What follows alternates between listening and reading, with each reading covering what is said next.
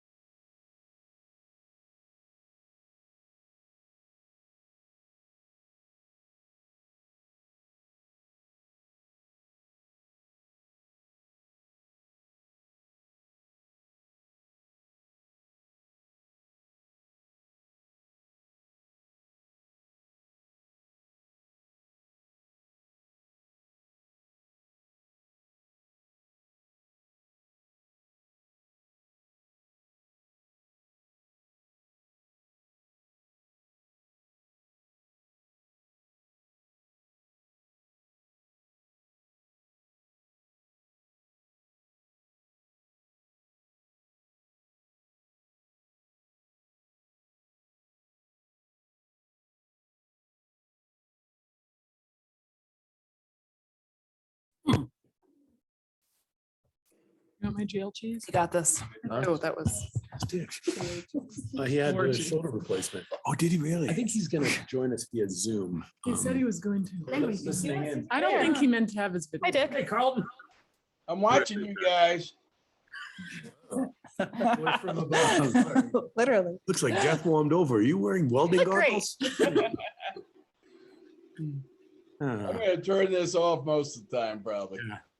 Well, thanks for joining us, Dick. And with your. Right?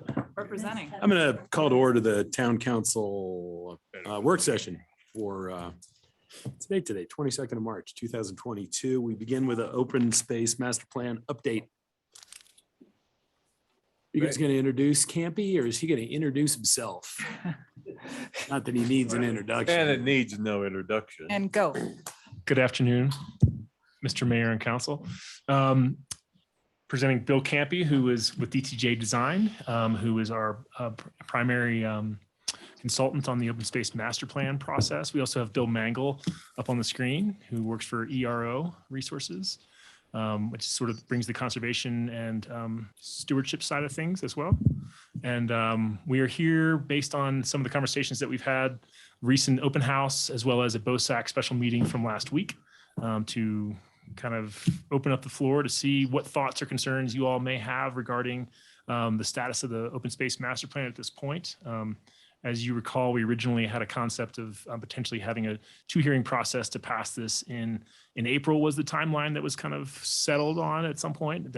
That's certainly flexible, but I think at this point, I'll let Bill take over, but Bill can certainly say that he's targeting that, and they're busy writing at this point, as I guess, based on some of the direction they've gotten from BOSAC from last week, and are trying to draft the actual plan itself for additional review by BOSAC and council. Take it away, Bill. All right, thank you. Yeah, if it's maybe Aaron, I'm sorry, it'll be repeat for you, but maybe it's easy for, I know you guys have the minute meeting notes from BOSAC, but if I can just get a few minutes to maybe do an introduction of where we're at and status, I think it might be helpful to frame the conversation. And Aaron will maybe correct me if I say something different than the last time I talked to her a week ago.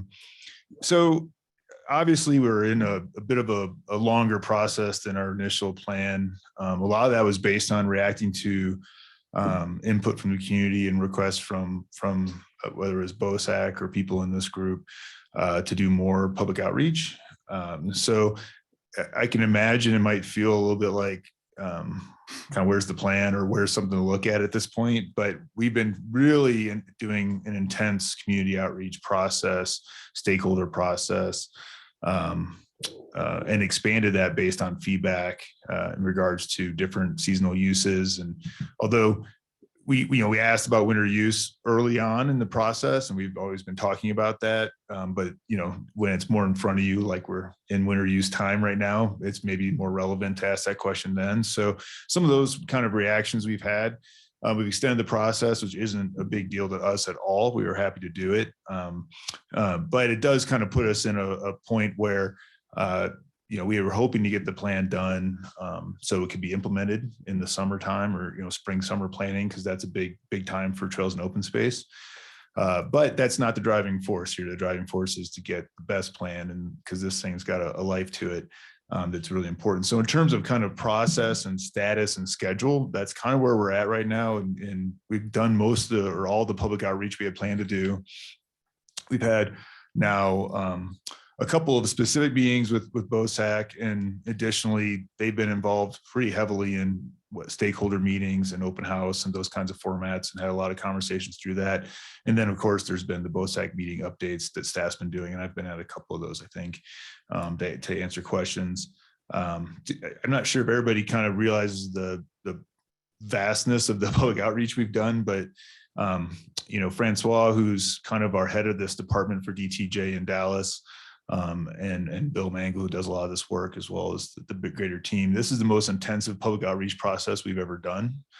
And that would be in Francois's 25+ year career. And it's also the most, I think, innovative. I think it's going to be something that'll be held as a standard for this type of work. So we're really excited about that.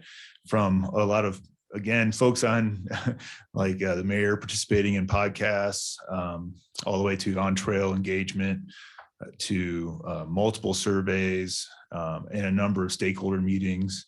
So very intensive, and we have all that's pretty well documented as well. We're trying to figure out how to incorporate that in the plan, because we're trying to not have a 200-page appendix. But so we've gotten quite a bit of feedback. I do want to kind of define what that means in terms of the information we get. For us, this public outreach process is about hearing the vastness of concerns and issues and ideas. Unfortunately, it's not like you would hope to have for like a census, where it's like a statistical analysis. It's not possible without doing a census type approach where we, you have people going door to door and all that. It's just not possible in a sense in this type of format. But what we have tried to do is be as comprehensive in types of outreach, getting, high visitor participation during those visitor times versus maybe doing a survey when it's more quieter on the visitor front, which I know probably feels like is never here, but a little bit quieter at times. And then also having, like I said, surveys seasonal as well. So, and then again, on-trail engagement and getting feedback too. Jeffrey was at the BOSAC meeting mentioning the 180 cars parked up by the B&B lot. So we're hearing quite a bit of feedback from the community and stakeholders that we've met with. So we've tried to really kind of encapsulate as much information, because the truth is on these projects, we have to rely on local participation and local leaders to help us with that. We're not here 24/7 like y'all are. So, this has to be a community-driven plan first and foremost. We're just here to help make what's we're hearing kind of put into place, coupled with, of course, the fact that we do have some experience nationally where and in similar circumstances where we're going to be able to kind of push ideas forward and get reaction to those ideas. And I think kind of find a way to fit those in the plan. In terms of philosophy for the plan, I actually in preparation for this, went back and looked at a lot of the notes we had from the BOSAC meetings and others.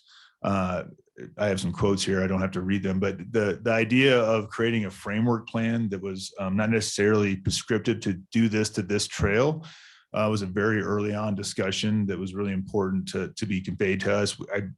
We are in alignment on that in terms of what the plan should have, i.e. creating a decision matrix or frameworks or questions around should we purchase land for open space, and what would govern those discussions? Should we add a new trail? Should we make a trail, change the usage type of a trail? We are planning on creating a plan that basically puts those questions to you and gives you ways, you council or BOSAC or staff, ways of understanding the implications of those decisions. And part of the reason we've created these kind of zones in the plan were to create areas, and you guys are very familiar with zoning, that help you make those decisions, right? So zoning, historic district zoning, has a very different consideration than the zoning that's out on Airport Road, for example, and trying to understand the implications of making those decisions on what a zone might behave like, so that you can so that there's a framework of expectation for the plan. And so that's kind of the level we've gotten to. I know in our last open house, we put out some ideas about, for example, branded loop trails. Some of that is to start to get reaction from the public on some ideas. It wasn't to say that those are going to be necessarily the loop trails, but to start those conversations, because we're trying to hear. It's really hard, and it's hard for you, I know, and I know it was a little bit hard for BOSAC too, to react to just talk. Sometimes it's helpful to start seeing some drawings and start seeing the conversations. And it was helpful for us to put that out in the open space. We heard a lot of feedback from BOSAC on some of the mapping and some of those ideas that would have been hard to get without some examples. And so that's kind of the philosophy of where we're headed with the plan. Hopefully in the meeting notes from BOSAC, you saw some examples. I can talk to some examples on specifics as we get into this group. Yeah. So, and then the last thing is just, as I said before, we're in draft mode right now.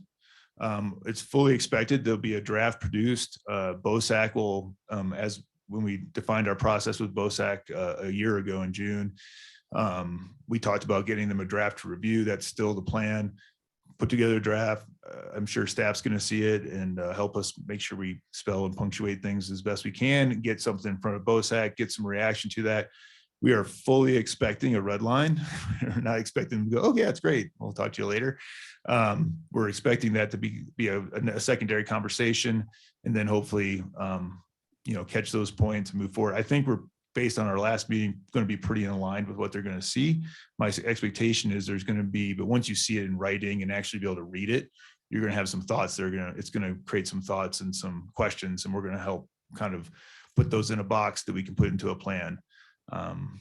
Yeah, that was a lot, but thanks for giving me a chance to talk. And yeah, I'm here to answer any questions and take any input you guys have, and make this thing kind of better as we move it kind of through the final few months here. Thanks, Bill. All right, questions? I just wanted to point out that we're also joined by Bill Mangle from DTJ as well, so he might pipe in here and there too. He's up there. He's outside somewhere. All right. Did I just lose my? Oh yeah, I was gonna say Bill's with ERO and he's part of our team, and he's specifically on the team to he has a conservation and also open space background across Colorado. So really kind of that, a lot of those questions I may have to refer to him on in terms of like how we map some of the use zones, for example, on conservation. So thanks, Aaron. You're scribbling away there. Yeah, my short-term memory isn't what it used to be. You mentioned statistical analysis is difficult because of the people you surveyed don't necessarily reflect the entire community because, you didn't knock on doors.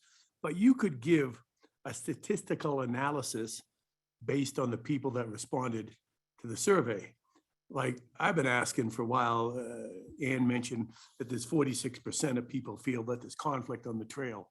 I think it'd be really helpful for us to know what user group that 46 is. Like, is it, is it school kids from Keystone Science School trying to walk up Aspen Alley? Or is it hikers or dog walkers or what? So if you're going to take the survey, we should certainly avail ourselves to the information that we garnered, right? Yeah, and we have, I don't know if this answers that question exactly to what you're asking, but we do ask the questions of the people taking the survey, what do you do?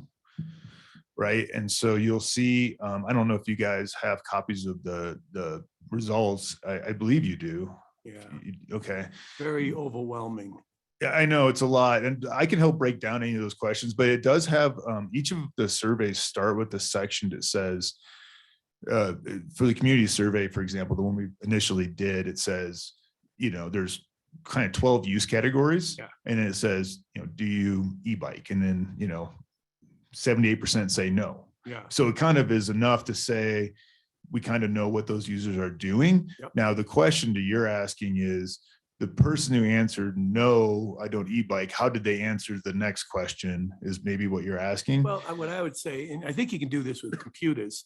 I would say that the person that says there's a conflict, you could kind of do some sort of sort to see what their preferred user group is. What their preferred user group is. Now, it might be, we like hiking and mountain biking and whatever, but I would bet a lion's share of them are one or two specific user groups. So that, just like I say, when this comes in, I would love to have that information.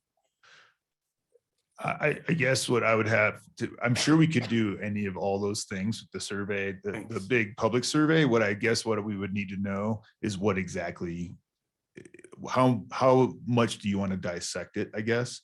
And then what is the goal of that dissection, right? So for the public survey, we had 500 and some respondents, I think. Well, 1,000 if you count winner, right?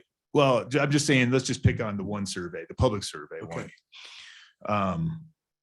So if we find out the 20, I guess the question to me is, what are you trying to figure out? Like the 100 people who said they mountain bike mostly, did those 100 people feel there's more they answered yes to conflict? And then what are you going to do with that information?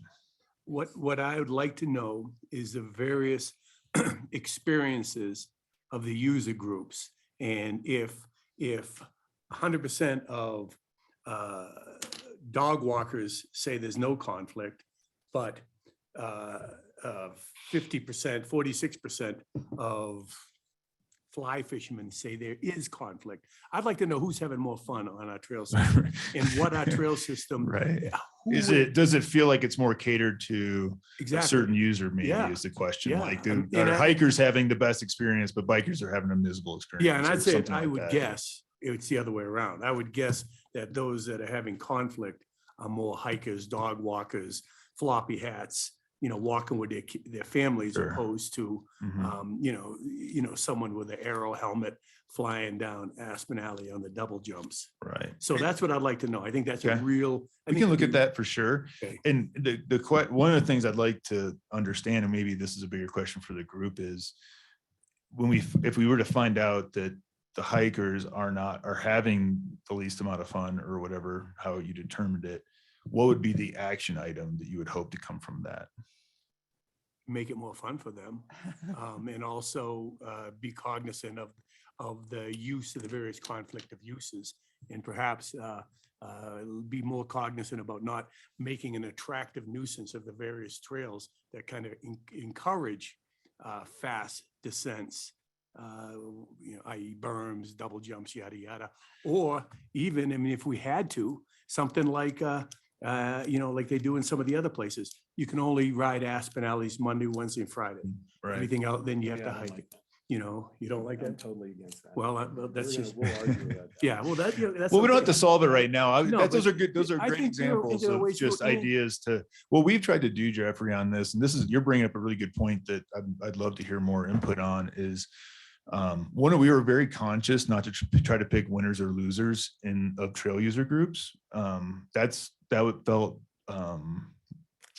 kind of like a dead end a little bit to us because the user groups are so vast in Breckenridge, and although there's many miles of really great trail, there's still a high demand. So we were really careful. That's why I wanted to know, because are we going to start picking winners and losers, on who uses the trails? And I think there's a tightrope, that we were concerned about of we believe we can hopefully create a plan that really supports all the user groups across the way. Well, yeah, that's your job. But what I would like is just to have an idea of what user group is having Sure. less fun.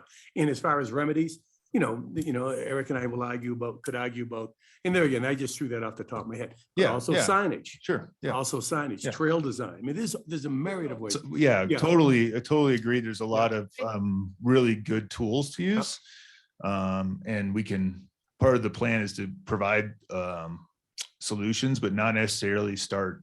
One of the things we've talked about is not saying specifically Trail X is going to be this, but use it as an example in the plan of how it could solve it. And then let the living document start to test or evolve that. So we don't have to pick automatically Monday, Wednesday, Friday today. Yeah, and, of course, a lot of this is going to fall on BOSAC. You're going to kind of give a kind of philosophy or whatever recommendations BOSAC and council can work on it. But Mangle talked about the single-use trails work well and directional trails work well to alleviate congestion.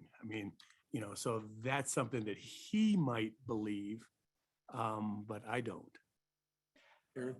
I think also with the survey results and because you did such a great job of, reaching so many people and all that, I think what is helpful is to make sure that all voices are heard, but also with what Jeffrey is talking about, if you associate the user groups to the answers of the rest of the comments and the questions, you can start creating personas or behaviors. Obviously, that's not going to be every user, like every biker acts this way, but you can start to get an idea of, okay, they tend to, or something like that. And so other decisions like signage, I don't know what until you see it, but you can start making decisions that cater toward those people so that you're not going in the opposite direction of what those users want. I think it probably would overall create a better experience if you keep in mind a specific, users tend to use the trails a certain way and that sort of thing. So And to piggyback, I didn't know where Jeffrey was going with the data, but I appreciate that point, understanding this is a convenience survey, not a statistically significant survey.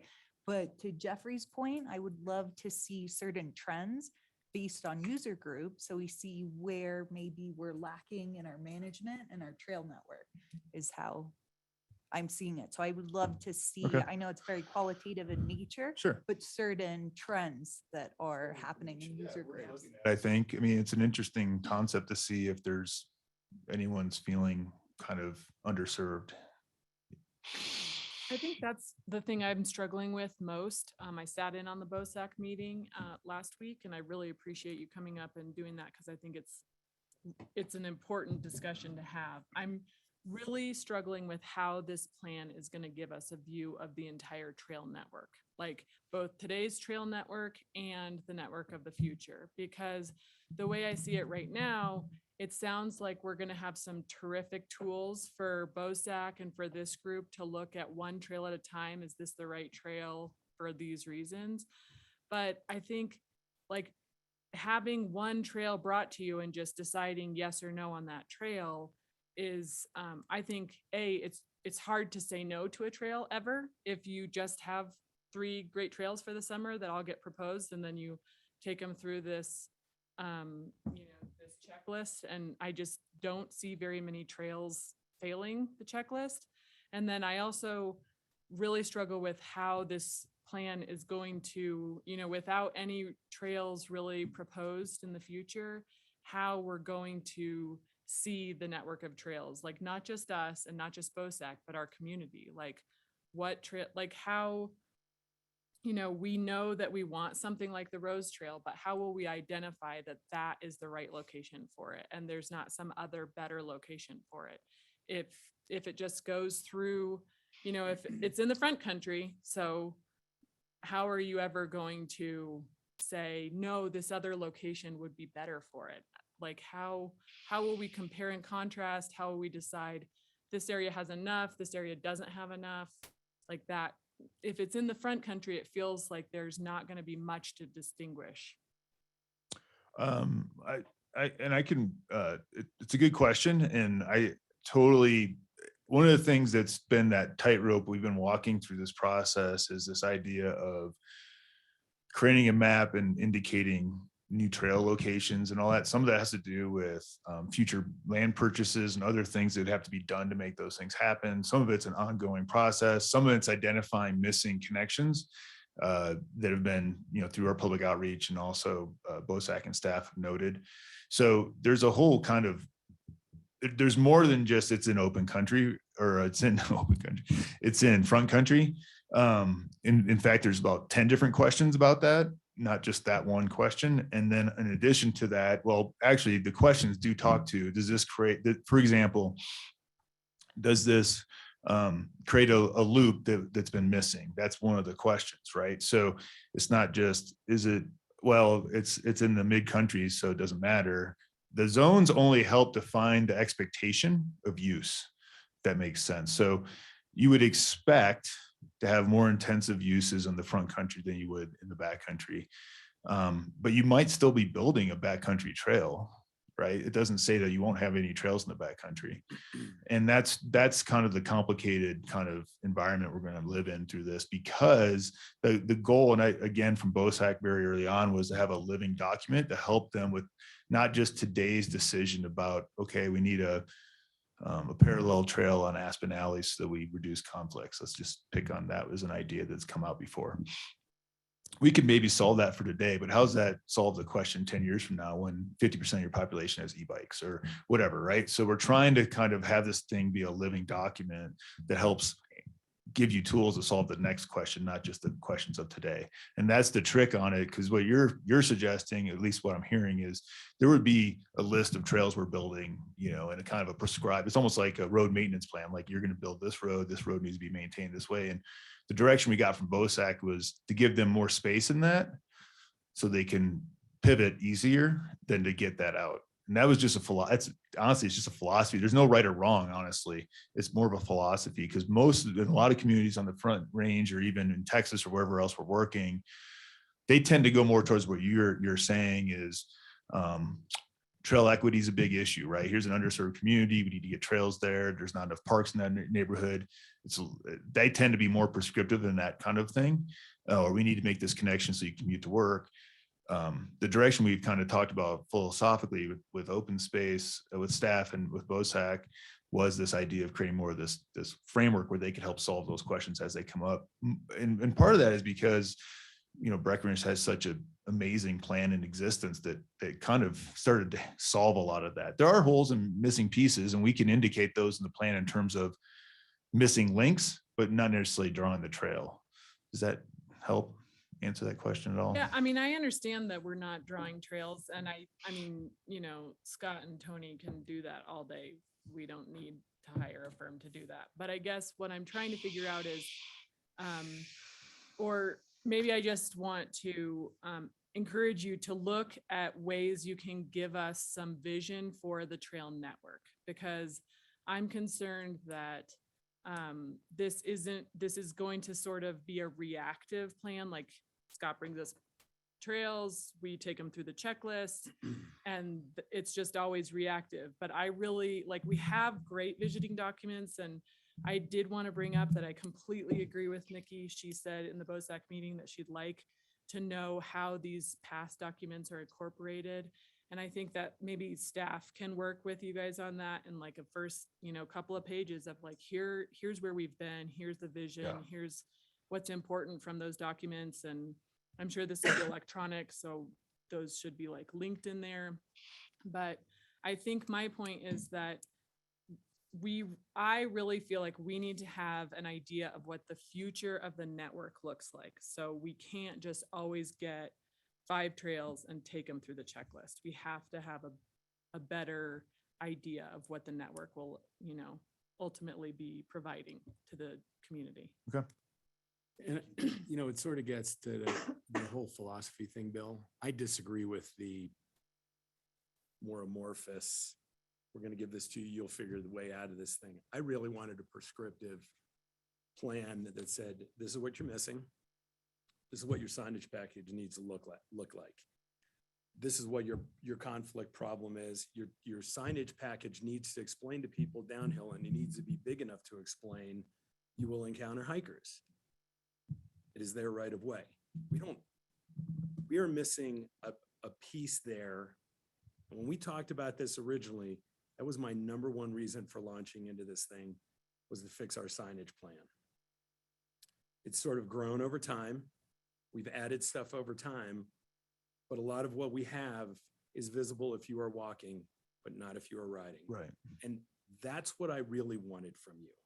I wanted you to say, you need signs that are this big, that are this point. That's the only way that you can get people to do this. You need to do this is the area you need to build trails. This is the area you don't. I mean, we effectively as a group shot down the Rose Trail because we know how crowded French Gulch is. Mm-hmm. And the parking the parking's not adequate there in the summer. That needs to be a prescriptive thing that, for the time being, you cannot build any more trails in this area because you already have too many trails and too much use.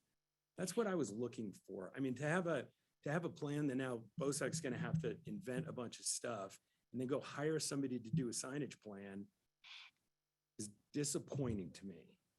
I mean, rules, etiquette, stuff like that a lot of people don't seem to get. I mean, when you go to the B&B, we have a huge sign. We have a bunch of signs there. Nobody reads any of them because they're difficult to read. They're just not, we're not getting our education piece across to the people that use the trail. And a lot of people that use the trails up here are new users that are renting bikes in town and coming up. And I'm assuming some of the conflict Jeffrey talks about is that conflict. Sure. I ride every day of the week. I rarely have a conflict. And it's rare even that I run into a ton of people. Right. So I'd like to know who's having conflicts, dogs off leash, I don't know what any of that stuff is. So the prescriptive versus this decision-making framework. And I will say, I don't know what that's going to look like. So maybe your approach is correct and I'll get what I want. But but I am worried that with the nature of a non-elected board of people that come and go, that have to learn a lot of stuff as they get up to speed in a job like that, if we don't have clear guidelines, Right. stuff falls apart. To a couple things on that. One, we have a whole section called communication that's going to address not just signage, but also how apps are parlayed into this, all those kinds of things. What we didn't have in our scope of work or in the RFP, I think, was like design the sign idea. We can always add that. We'd be happy to do that. But what we do have is your signs need to do this. And it's very specific. Like, I can, So that some is- of this we're in that is draft fairly mode. prescriptive then. Some of yours. Well, let me test it and see what you think. Maybe it's the easiest way to do these things. I'd rather talk in specifics if we can, because then I'll get better feedback. But oh, shoot, let me just pull it up here quick. Sorry, panning to that area here. But it kind of talks to. Sorry, got to pan through the document. And then while I'm doing this and finding the signage section, this is all very draft form. So realize it's going to have to go through this process. In regards to the prescription versus non-prescription, it's interesting because I feel like we're being pretty prescriptive in regards to expectations in the zones. So if you were able to read that, we're saying, hey, backcountry trails, backcountry environments should be this way, right? Mid-country should be this way. Front country should be this way. It's pretty prescriptive. So the idea of the question that Kelly was asking, what's it going to look like? Well, the idea, when we see it through our eyes, and this is good to hear this feedback, because I think when we get the draft, it'll be really helpful, because then you'll actually kind of be able to poke holes at it. But when we look at it, we're seeing what it's supposed to look like. It's just not lines, it's zoning in a sense. And so that zoning, and you guys are super familiar with zoning, when you think about the downtown zone, you kind of in your mind see what that's going to be, right? You understand it has the historic kind of overlay that affects that. That's how we think about this thing. So it's pretty prescriptive. Like what we're saying happens in the front country, and what happens in the back country are very different environments for trail use. Not just how the trails are used, but also the maintenance requirements of them, all those kinds of things. So there is a prescriptive layer, just to be aware, that we feel is in here. What's the difference, I think, is just like drawing that line. And I think staff, I agree. I think the local knowledge is so strong on that, they don't need a lot of help from us. Now, the one thing we are planning on for prescription size is talking about connecting loops. We heard a ton of that in our open houses. That was a super important part of it.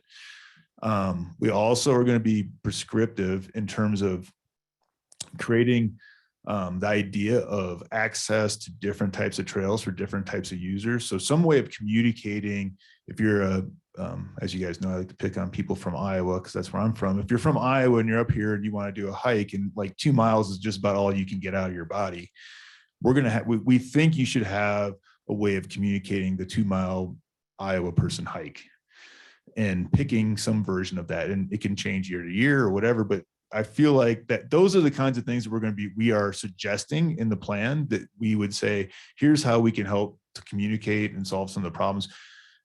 In terms of signage, one of the things it's interesting what you said, we identified very early on this idea that we need to have a lot of congestions happening at signposts where people are stopped and trying to figure out which way to go, including people like me who've been riding bikes up here for 16 years. So I blow by turns all the time. And that's where some of the ideas of like creating identified loops come from, where it's branded and it's like the blue loop. And all you have to do is tell your friend from Iowa, just follow the blue dot and that'll get you there. It's the blue dot loop. And maybe there's 3 of those, maybe there's 10 of those. That's where I think the choices come. The idea is we're saying you should have loops for different user types that you can help communicate to your people coming up here, right? It's super helpful if you get on MTB Action and it says, oh yeah, here's your 10-mile loop and here's the preferred direction, and it's on that app. And so you don't have to think about when you get there, you just kind of follow it. Imagine if that was call it branded like the blue loop, and the signage You just go look for the blue dot. That's all I gotta do. At bike speed, I don't have to stop. I don't have to get my phone out. I don't have to ask everybody a question on the trail. That's the kind of stuff that we are kind of being prescriptive to, if that makes sense, versus here's the trail. And then same for the signage. We're listing essentially, here's what your signage needs to do. You know, it needs to be innovative in the way it communicates. So don't make it look like every other sign that you see at every other trailhead. Do something different that makes people actually look at it. You know, maybe use a graphic artist to create a branded dynamic type of sign here that you don't see anywhere else. So people stopped and go, hey, I wonder what the sign says. So that's the kind of stuff, Eric, we have in the signage section, but we didn't say, here's your new sign. That's the gap that maybe we have to what you're asking for. Do you include elements that make the sign dynamic that we should include, like size or font or anything like that? We don't get into that detail. We can certainly do that. And I'll say, if we were to ask to do that, we work with really good sign design companies that do like the signage for Disney and all those places. And we would reach out and bring them in. Well, and I'm not Just if saying you were to- just to give you a sense, because we can do signage design at a macro scale, but to get something maybe as innovative as we'd like and kind of interesting here, I would want to bring in some real experts. Well, on that. I guess I'm saying like a step before that, not actually designing the sign, but to say, Right. hey, it's best practice to have this point font, you know, like not saying like, hey, you need to use, Sure. but like, Well, there's a whole science behind that. exactly. Yeah, exact- and I that's would what I'm I would getting at. reach out to the scientists to get the best response on that, honestly.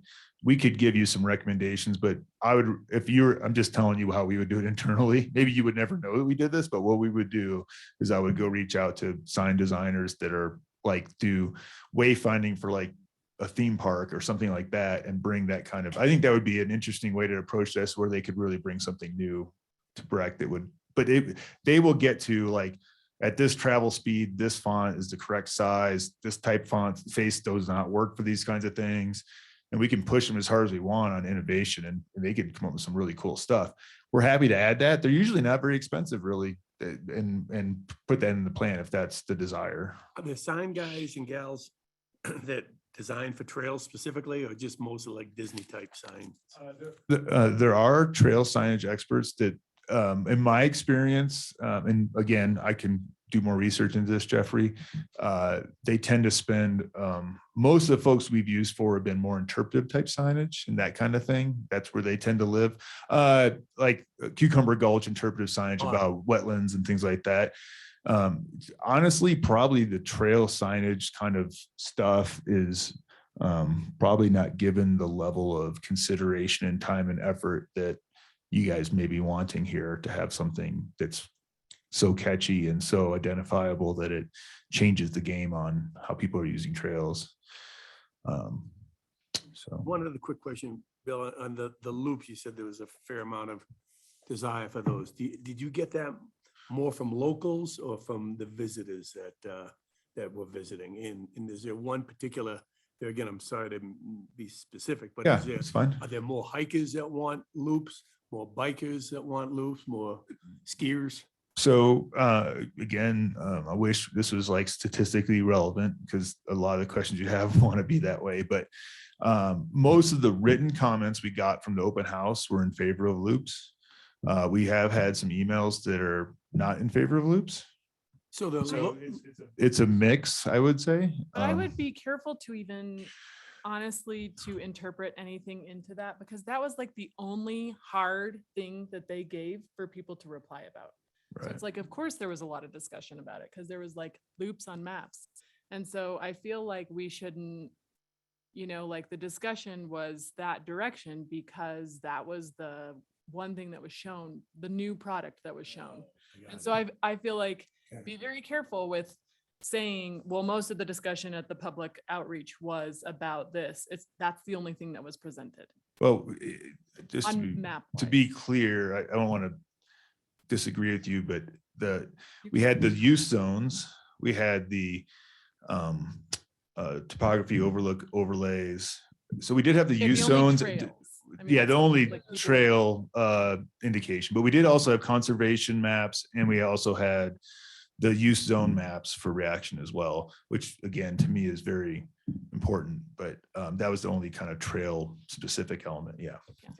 And well, I think that Jeffrey's point on the data would really help us with the loops. Like, as far as you're saying, maybe we need to identify a 2-mile trail loop for a guy from Iowa, but it feels like we need the data to tell us who's using this, and then we'll be able to know who we should be identifying loops for, like some mountain bike loops, some cross-country ski loops, some. Yeah, I think this is an interesting conversation, because when you step back, you can do this a couple different ways, right? You could do this where you let the surveys drive the decisions, but you can also do this where we know there's people from the Midwest here that can't walk very far, right? I know the Iowa people, I'll get like some kind of email or something, but Your mom. yeah, from my dad, who would go, yeah, I can run 5 miles, but I can't walk up the stairs. So anyway, we know for a fact that there are a variety of user groups, and we know for a fact that there's conflicts, and we know for a fact there's tools that can help resolve those things. And I would even say, Jeffrey, to you, you said, I don't believe there, I hate to say this, but it is a fact that directional and single use trails reduce conflict. It's not debatable, really. I don't know what else to say about that.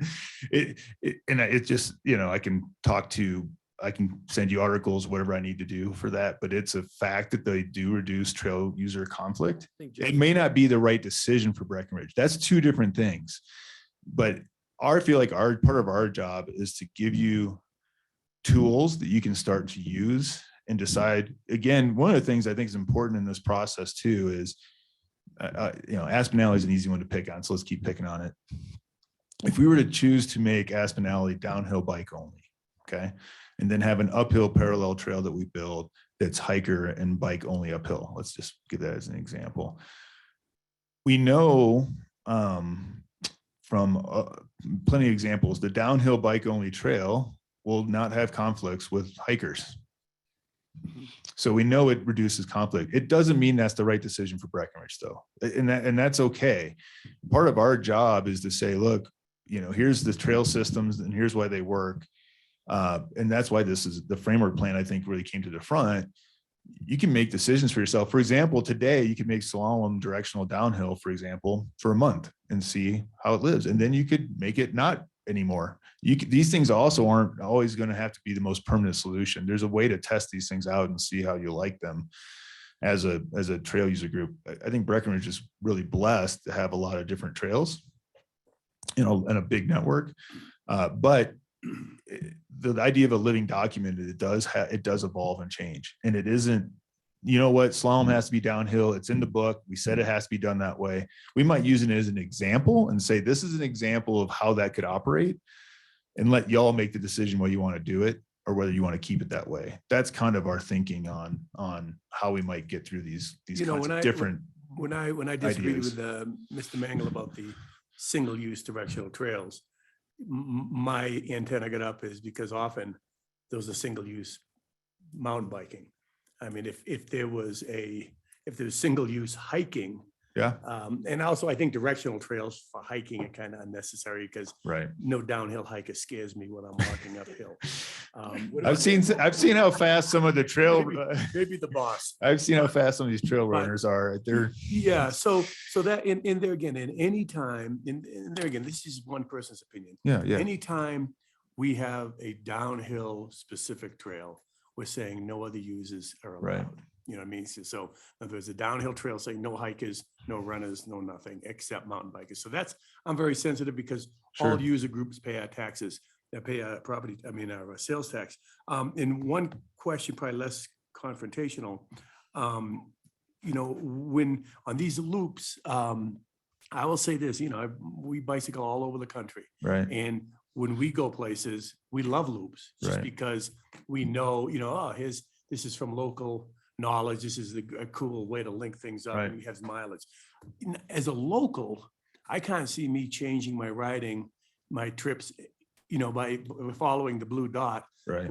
just because I know the trails. And that was what I was trying to get at. Yeah. If on these loop lovers, if it was more your dad or more. Right. either the Well, left- that's, so, let me talk to both points. One, we, as part of the plan, are suggesting that some separation for hikers, actually, Yeah. just so you know. We do believe there could be some opportunities for hiking specific trails that are preserved for hiking only. Mhm. So just to clarify, it's not just about bikes at all. And that, and that there's some of that already. And so we're exploring those ideas, just to be clear. Second, on the loop, actually, you talk exactly how I think it could be really useful here. If I'm coming up from wherever, even from the Front Range, having an easy identifiable loop is great for me. If I'm a local, that's great for you guys. I know how I ride my trails here. The loops are not going to be, bikes only one direction, blah, blah, blah, blah. They are really a communication tool, which talks to, I think, what Eric was trying to get to with signage is, what if there's a way where people understood how to use the trails without there's so much mystery. One of the biggest comments we got is, I can't figure out your trail system. I can't even communicate when my friends come up to stay with me how to use the trails. I can't do that to people when I run into them on the trail. You try to describe how to get somewhere on our trails. I know they never find the place unless you're on Turks or B&B and it's, super easy. Right. So are you going to use like BTO's visitor data to see like, here are visitors and these are the different kind of loops that the trail network ultimately needs to serve? Like we need to have an easy 2-miler. Yep. So you'll identify, so there might be The like way we're 15 types of groups that you'll identify that ultimately our network probably should pay attention to or strive to meet their needs. So we know generally how the trails are used here, both from experience, stakeholders, and surveys, not just survey, right? Actually, most people who live here, the stakeholder meetings are really critical, and open house meetings are really critical in learning about that. And the idea of the loops is to create a series of different distances and experiences. One's maybe more backcountry, maybe one's more from town. As part of those loops, we also are identifying missing points, right? So, a real popular missing one is try to connect the Aspen Alley side across to the B&B side, for example. So those will be in our recommendations as well, to try to find ways to connect those. But we are definitely catering to different, and to signage and communication. The other thing I want to mention is even changing the idea of how you communicate trails, not in distance, but in time. So we've seen a really effective worldwide kind of trend towards going towards time, hiking time. So when people know when they get on a trail, okay, this is going to take me 20 minutes to an hour or whatever, because here at altitude, distance doesn't mean as much, change in topography and, breathing 10,000 foot air drives a lot of your time. So kind of giving people expectations too is another communication tool. So we're going to say, here's your 1 hour loop. Here's your 2 hour backcountry loop, or whatever kind of ideas. That's the idea around communicating the trail system, and knowing that people who live here are not going to be obsessed with figuring out the loops. They're going to be using the trails how they use them, right? That it's really a communication tool to the bigger community. Gonna do that for like all the sports, like cross-country skiing. Correct. Okay. I do think we need to be cognizant or aware of the BTO. So I'm glad that you brought that up in this plan of, how to decide which trails get advertised. That came up like when we talked about Quandary. I looked up like, oh, well, what trails do the BTO communicate and push people toward? And we just want to make sure that that is aligned with these loops, and that we're doing that purposefully, and the hikes, right? Like, even if it's an out and back, whatever, like if the BTO is communicating it, it turns these trails into attractions. And so we just need to make sure that the infrastructure is there as far as parking. Is it behind a neighborhood? Is it, can it handle that kind of use? And just be purposeful about it. I Yeah, think that Aaron, should thanks for be bringing that up because that's communicated. very specific to why we think loops are important here. That's another element I didn't talk to, but when you control the communication and possibly help drive people towards places, it helps you understand where you might want to have bathrooms, where you might want to have parking, what can the roads handle, all those kinds of things. Right now, the challenge is it's a bit of a free for all. And there's one of the things that you'll see in the plan, and again, this is going to be drafts, so we're going to put stuff in there we expect to have input on, so don't feel like this is like a deal. But you have some great parking reservoirs in town, particularly for summer. Winter's more difficult. Jeffrey, you made a good point on that. It's more difficult. It's hard to cross country ski from wherever to your trail compared to biking. But you have great or parking reservoirs, particularly for summer use. How do we take advantage of those, take a load off, and communicate how you can get on the trail from those places, right? So you start to be able to drive a little bit of how people are going because you get to pick the loop or you get to pick how it gets communicated. That's a big part of this idea of how we're trying to manage the trail system. While you're on that, one of the things we talked about very early on when the open space plan was created in 96, when I sat on that first group, one of the things that we really stressed was this was going to be a real hub and spoke system, which I think that over the years, the town has done a great job of creating so that you could be anywhere in town and get to a number of different trailheads from this hub. And it aligns with what you're talking about with parking. And that, I think we've sort of lost sight of that a little bit. Right. Because we build a lot of, there's been just an increase in some parking closer to trailheads, but that was originally the plan for trails was park down here in the core and you can ride to any of these. So if you could somehow, if we could through this somehow educate people that, look, it's only 10 miles to ride your bike or 10 minutes to ride your bike from here to trailhead. Right. Don't drive. Yep. That's super important.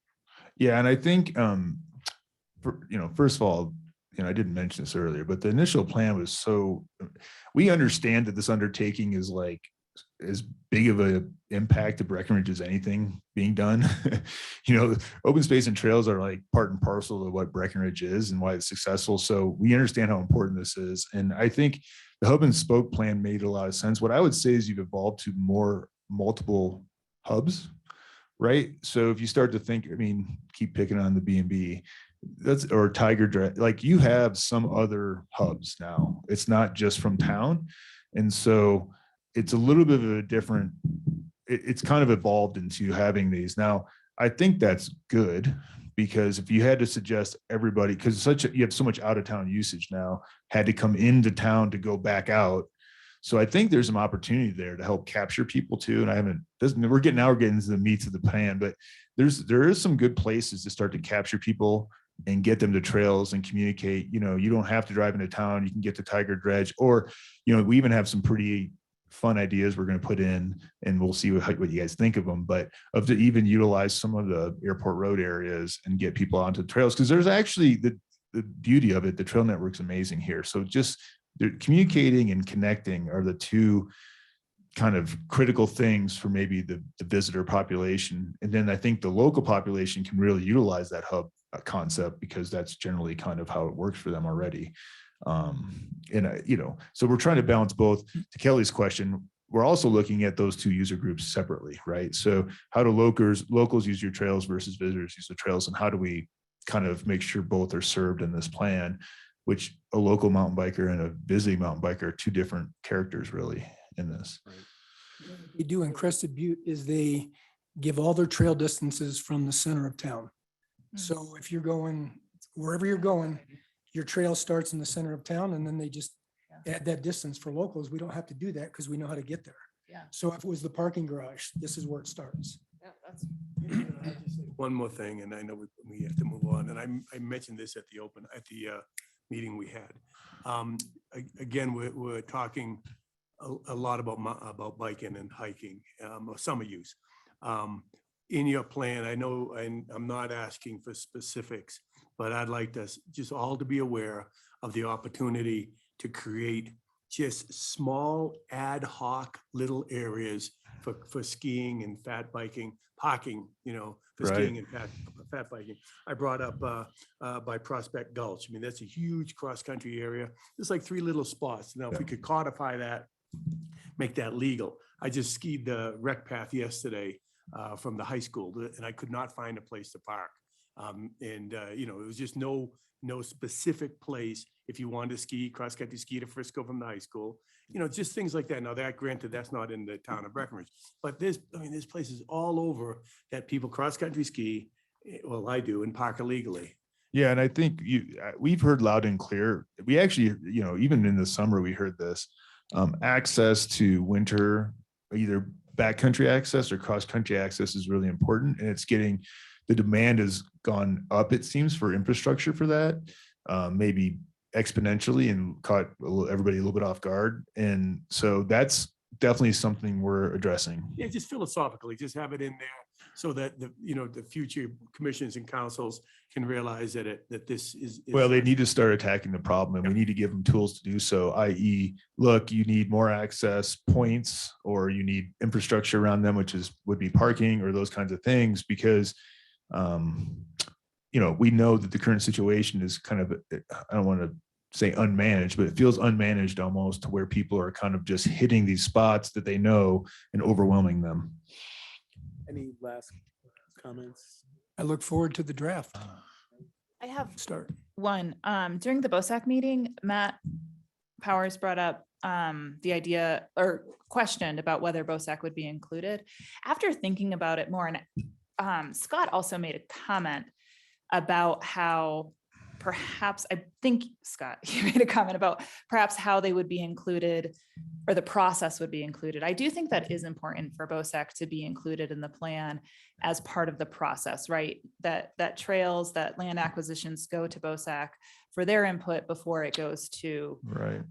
council. I do think that's an important component. That, sure, can we, take it for granted? Yes, but it exists, right? And it's part of this, everything that we're talking about right now. Yeah, that's not a problem. I think, just to give the bigger context, what Erin's comment is, we were asked about roles of council and BOSAC and staff, and whether the plan would address that. Generally, plans don't address, that's a policy basis of like how you run your government. So typically the plan doesn't address that. We can parallel document that if that's the goal here, of to say, here's your decision-making framework. It's really up to y'all. We don't really have an opinion about that. That would just be more codifying the way you do it today, is what I think, Erin, you're saying, is saying, like, making sure that there's a process. But we are not recommending any changes, or Right. It wouldn't be a know, change. It just yeah. would be the who in the process, right? You have the who, what, where, when kind of thing. And if we're saying, here's the tools, or here's the decision-making process, I feel like it makes sense to say, well, who's making the decisions? I mean, and take it or leave it, I won't be here to vote on it. So But it's I just- totally whatever you guys want us to do on that. It's logical. Yeah. Thank you for all of your work, and thank you for these meetings. Can I say one more thing?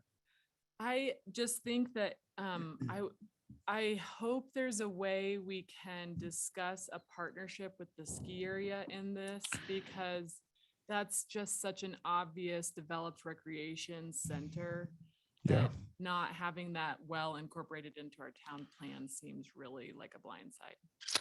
Yeah. And so I'll tell you what we're thinking, and you can tell us if you like it or don't. But what we're thinking is, so ski area has kind of got its own separate thing going on in regards to all these topics, really. Obviously, so this is going to deal with the county too, and other, there's a lot of partners in this that Breckenridge has. I mean, the plan really stretches well beyond Breckenridge, as we all know. So there's going to be like a partner section in this, and it'll talk to, the goals with partners, and not how necessarily, but like, it would basically be a document saying you need to, coordinate with these people, and here's the goals of that coordination. Particularly the county is really critical in that, as I think you guys all really know.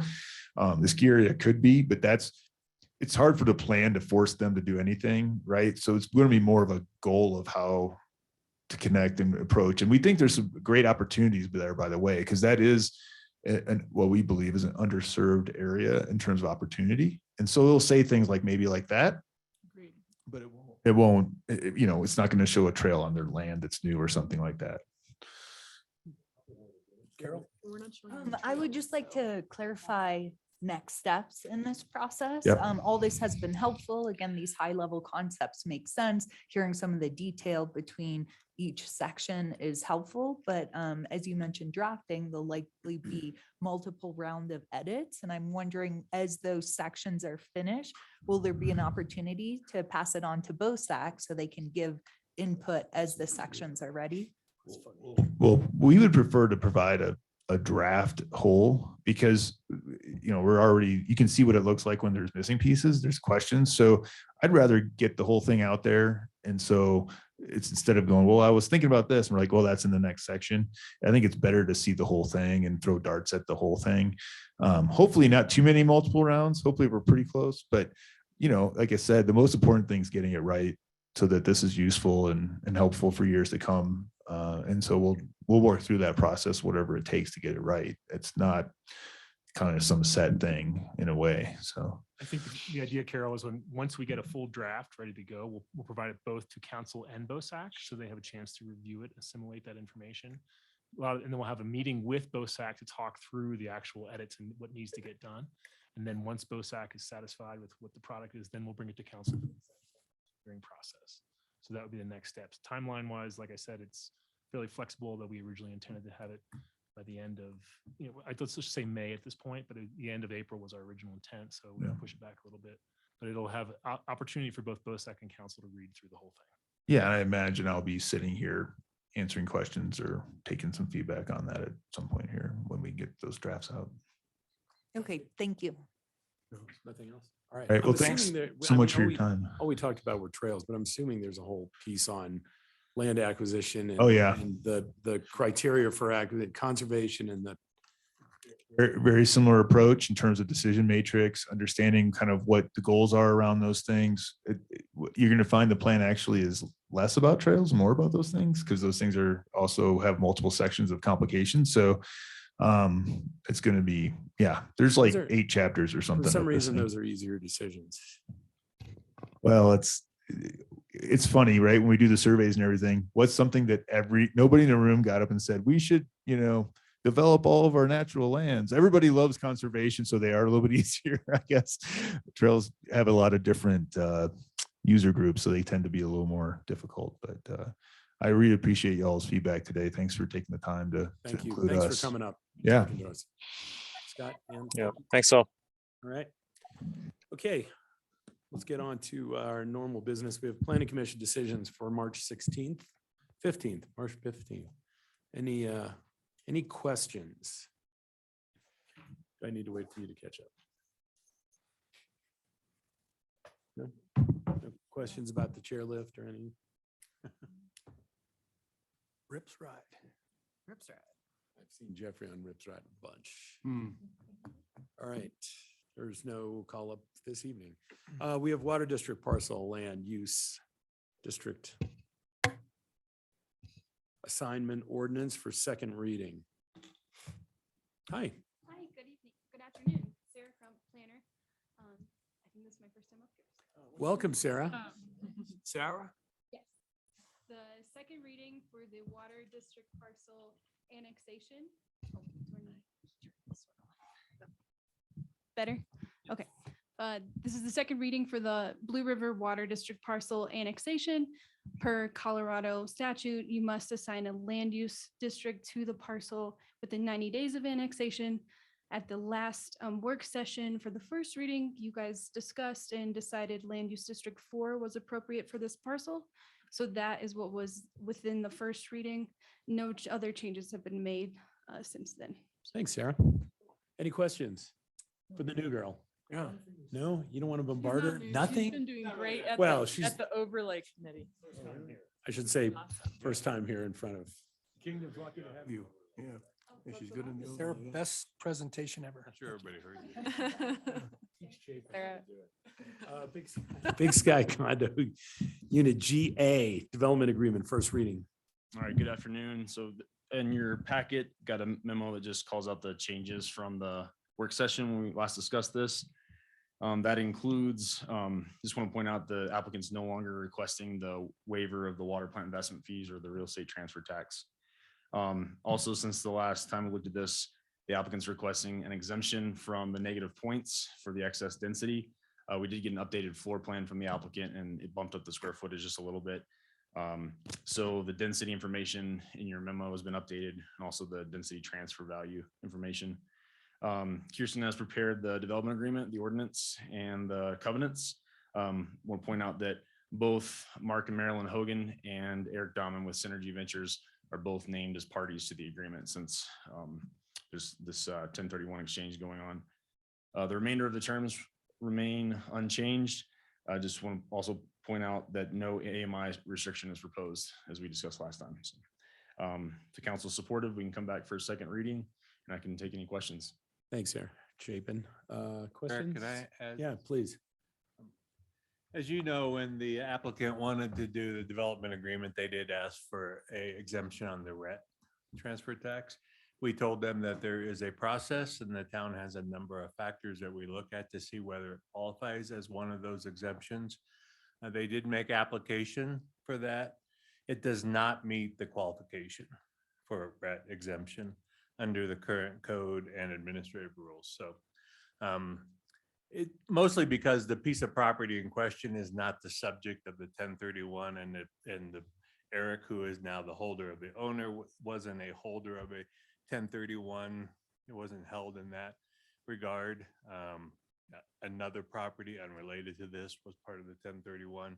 In order for it to meet an exemption as a deed restricted property, like the Wellingtons and those, it has to have a resale cap on it, you know, so all, like whenever Wellington or Blue 52 resells, those are exempt because there's a growth cap on it.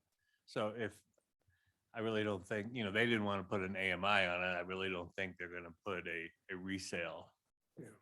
But they do. If they did, then it would meet the RET exemption. On this market. And it is still local employee housing restriction on it. It just doesn't have a cap. Yeah, 30 hours a week minimum. Yeah. 30 hours a week. More than you work, Gotta buddy. get You another can't job. live there. You know, speaking of Thanks, which, Mark. maybe we should talk. Other questions?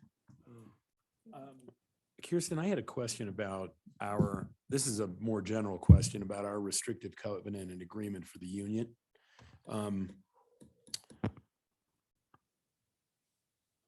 Does this keep somebody from renting this as an STR and really not, I know you have to occupy it. You have to be 18 years old. You have to have 30 hours a week, but could the person that lives there rent out their couch like many people do on Airbnb? Because that is something, I'm just saying in general, I mean, Rick and I talked about this for quite a while. He thinks it's okay. I just want to make sure it's okay. I thought this was on. Can you hear me? It's on. So I looked at it this closely, but I'd like to go back and look at it again, maybe between tonight. I don't see any reason that we can't make it even more clear. That's certainly the intention. And not just this one, but all of our, what we call deed restriction lights going forward. I want to make sure that we're not doing buy downs and creating.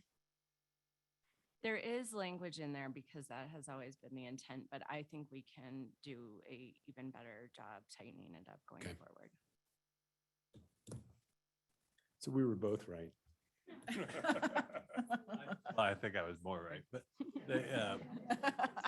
I have yet. I think Mark had something. Yeah, Mark, you want to sit up and use the microphone? Thank you, Eric. Yeah, just to explain it a little more clearly, it's a 1031. Eric Dahman is the contractor that's fixing it up, and Marilyn and I are purchasing the office space to convert to a studio unit for employees of our architectural firm. And one of the problems with that is that they make too much money to fit the 100 AMI. We talked about this last time. We've already paid one transfer tax of $2,650. The sales price is, with all the improvements, is $511,000, but that includes a $45,000 parking place that is a use of a parking place in the parking garage next door to the building. So obviously the $45,000 parking place isn't really property. It's the use of a space. So that should obviously be exempted. We don't mind, we already paid one rent tax. It just seems to me that, you know, we're willing to sign the agreement that it's no short-term rentals, none whatsoever. It's for our employees. We just don't want to cap the property. And Eric Dahman was here last time. He couldn't be here today, and he explained why. So maybe the solution would be to waive the first. It's crazy to pay 2 transfer taxes when what we're trying to do is build a studio unit. So that's on my only comment. I mean, it's the way in which the property was purchased and held.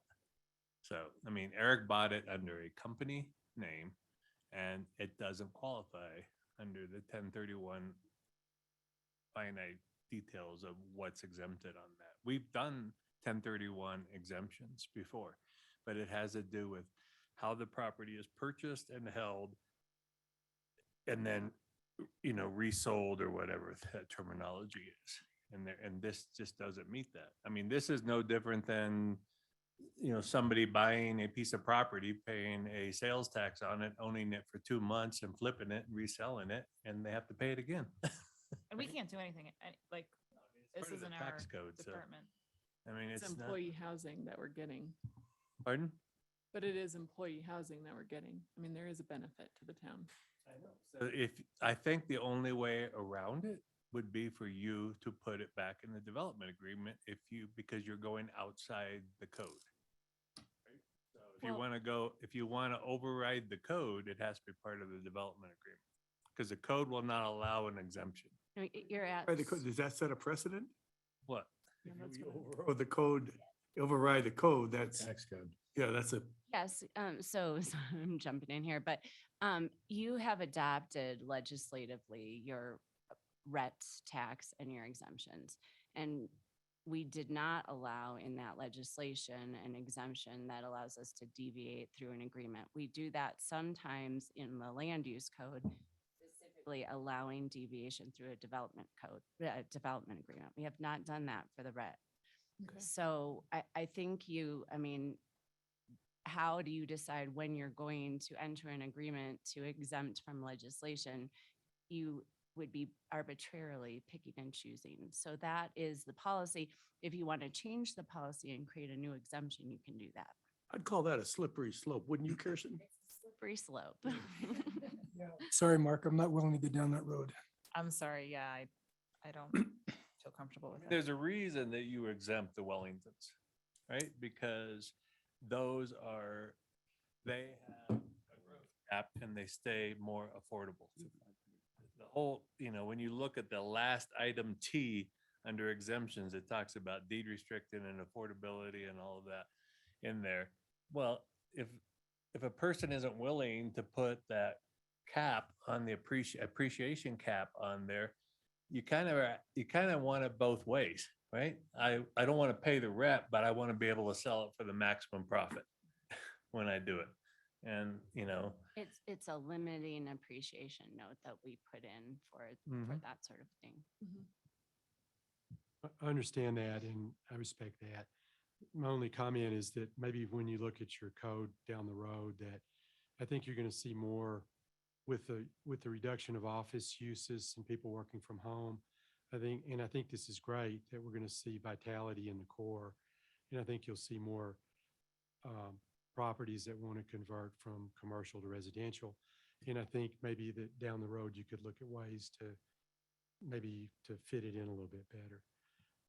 Just a comment. I guess the one thing is we'd like to exempt the $45,000 parking place because that's not real estate. So, but we'll work with the town on that. So that's just a comment. Thank you for your time. Any other questions of Chapin? Everybody good going to first reading on this Thanks, this Chapin. evening? Okay. Thank you. Thanks, Chapin. Thanks, Mark. All right, we have event committee amendments. Did I skip something? go ahead and have a seat, Hill. Huh? Oh, yeah, events committee amendments. Yeah. Yeah, those mandatory amendments, yeah. No, I know but I said she could still set while you were talking. is my point. It's now two. What the hell's going on? Shannon? Okay, so what we have included in the packet is a new resolution as it relates to the Breckenridge Events Committee. As I mentioned in the memo, the Events Committee was created in 2018. As it exists today, we have 10 member organizations and 2 at-large members. And now we've had the chance to have this committee up and running for a few years. So I think we have a better idea of what the committee needs and what would make the committee function better. In addition to that, the Arts Coalition has dissolved. And so we feel that having some additional arts voice in the committee would be really beneficial. And so to replace the Arts Coalition, we'd like to add the NRO, Breck Film, and the Breck Backstage Theater. They are all interested in participating. We didn't want to add them without saying, do you actually want to do this? And they are all interested in participating. So if council approves the resolution, we'll bring the membership up to 14. So we'll have 12 member organizations and 2 at-large members. Just a side note on the at-large members, both Todd Rankin and Jeff Westcott are going to be stepping off. And so if this resolution gets approved tonight, we are ready to go with an advertisement to fill those positions. In the past, we just kind of solicited interest, and those 2 folks were interested in being on the committee, so we put them on the committee. We are, again, trying to standardize the process for filling committee seats. And so we will follow the same process as we have with other committees and commissions and advertise the positions and do some interviews and then bring back some possible candidates to you all, or recommended candidates. The other item that I sort of detailed out in the memo is a revision of the duties and responsibilities. You probably noted that there were some things in the duties and responsibilities that I think were probably important in 2018, but we've learned a lot and we've gotten a lot of community feedback. And so we wanted to fine tune those a little bit. So you see, we took out revenue and we took out just an overall solicitation of new guests here to really focus on destination guests. After talking to Eric the other day, he wanted me to change the order a little bit and prioritize those a little bit differently. I can bring you a printed copy of a different order for those duties and responsibilities. And if you would like them to be in that different order, then we can approve the resolution tonight in the form that I'll hand out to you. And Eric, I'll hope that I get these right. We would put quality of life first, and then community goodwill, sustainable visitation, branding and media, and attracting destination visitation would be last. And did you guys talk about, I see the sustainable visitation, but I believe that means a lot of visitors and the right amount of visitors. Did you consider anything like environmental sustainability or any of that facet at the? I think those are more detailed out in the rules and regs versus this. And then do you have a term for the at-large committee members? Term length? 12 years. We did not do terms. It's a sentence. I don't think I have those in the rules and regulations either, but we could put those in the rules and regs. I think, yeah, so I feel like this just keeps coming up in a lot of different ways. And I think we need to really talk about what the right term is, whether it should be 1 term, whether it should be 2 short terms. And I don't know if that, Carol and I were talking about, like, does that really need to be standardized between committees? Maybe it doesn't, because some things really take a long time. And we're gonna, I have that on another item to bring up. Sorry. No, that's fine. I mean, so we'll have a little discussion because one of our concerns is they're not all the same. No, they're not all the same. And like some of these I see as like gateway committees, like people really want to get involved and it's a great place for them to get involved. Like events don't have to have a huge backlog of knowledge. So maybe they could be shorter. Even Todd could do it. Even Todd can do it. I know. He is awake. Some of those ones, and plus I think maybe some of the young people would be actually interested in being involved, and they might get a glimpse and say like, oh, I like it here. Or, Yeah, that's a great idea. So, we'll have that conversation later in the meeting, and then I'll be bringing the rules and regs to you at your next meeting. So we'll put something in there and see how it feels to everyone. That was all I had for sort of pointing out the changes. Do you have any questions or any other suggestions? Everybody good? Yeah, I'm okay with the changes, yeah. Thanks, Shannon. Thank you very much. All right, we have election commissioners appointment. So excited. I like jumped up here. That was weird. So as you may remember, the Breckenridge Town Charter establishes the Election Commission, and I discovered in this election cycle that our last election, which happened right at the start of COVID, we neglected to appoint commissioners for the 2-year term that they're required to be appointed for. So we are doing that at this time. Also, one of those commissioners could not serve the full 2-year term, as has happened a bit in the past. So we are recommending the appointment of Jennifer Schappert, who has served as an election commissioner for at least the last 2 election cycles, and Eli Yoder, who has been one of our election judges in the past, who has also been a county election judge. Great. Cool. Everybody good with this? Is it just council elections or? It is like just municipal elections. Just correct. ours? Okay. Yes, it is just by charter, so it's Okay. for us Great. specifically. Thank you. Good. Eli. Great. Can I just ask you a question? Sure. Can we drop off town ballots at the county ballot box? Oh, yeah. Technically, yes. We don't advertise that as a Dropbox. Our Dropbox here at Town Hall is now open Monday through Friday, 8 to 5. And then on election day, it'll be open from 7 a.m. to 7 p.m. And then obviously they can mail them in. The county, when they do receive ballots in their Dropbox, will bundle them and get them to us. It's not a preferred location because it's not an official drop, but they have a 24-hour camera on there, and they are willing to work with us in that capacity because we understand in Breckenridge it's particularly difficult because they're the county seat. So people get confused about which election it is that they're actually voting. We don't want dead people to vote. Well, I'm just kind of wondering if there's a way that we could have an agreement where it wasn't a problem. Just that seems like the most convenient way. And obviously mailing is also very convenient, but nobody wants to go to the post office. So I'm just wondering if to be like, really as inclusive in the process as possible, if we could Utilize their Dropbox for 24-hour. yeah, and just coverage. be okay with it and be able to put that information out to the public. And Yes, I think that's possible in the future. I am reluctant to change the process in the Right middle now. of the Sure. election cycle, sure. to be perfectly honest. But I do think that would be something we could do in the future with an agreement with them. Didn't do that last election? I thought we did. Well, they just do it. It's just not official, but they're not going to throw Okay. away ballots. Got it. Remember, it was literally like 2 weeks into COVID. And so we did whatever we needed to do to get that one done. And I believe we were handing out ballots with the trash picker things because we were afraid to get anywhere close to anyone. Oh, right. My memory.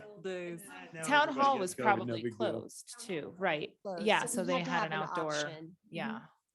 Yeah. Reminder. One. Yeah, no I problem. hope that doesn't cause trouble, but maybe in the future it'll work. Or trouble. Yeah. Camping ordinance administrative rules. So, Election.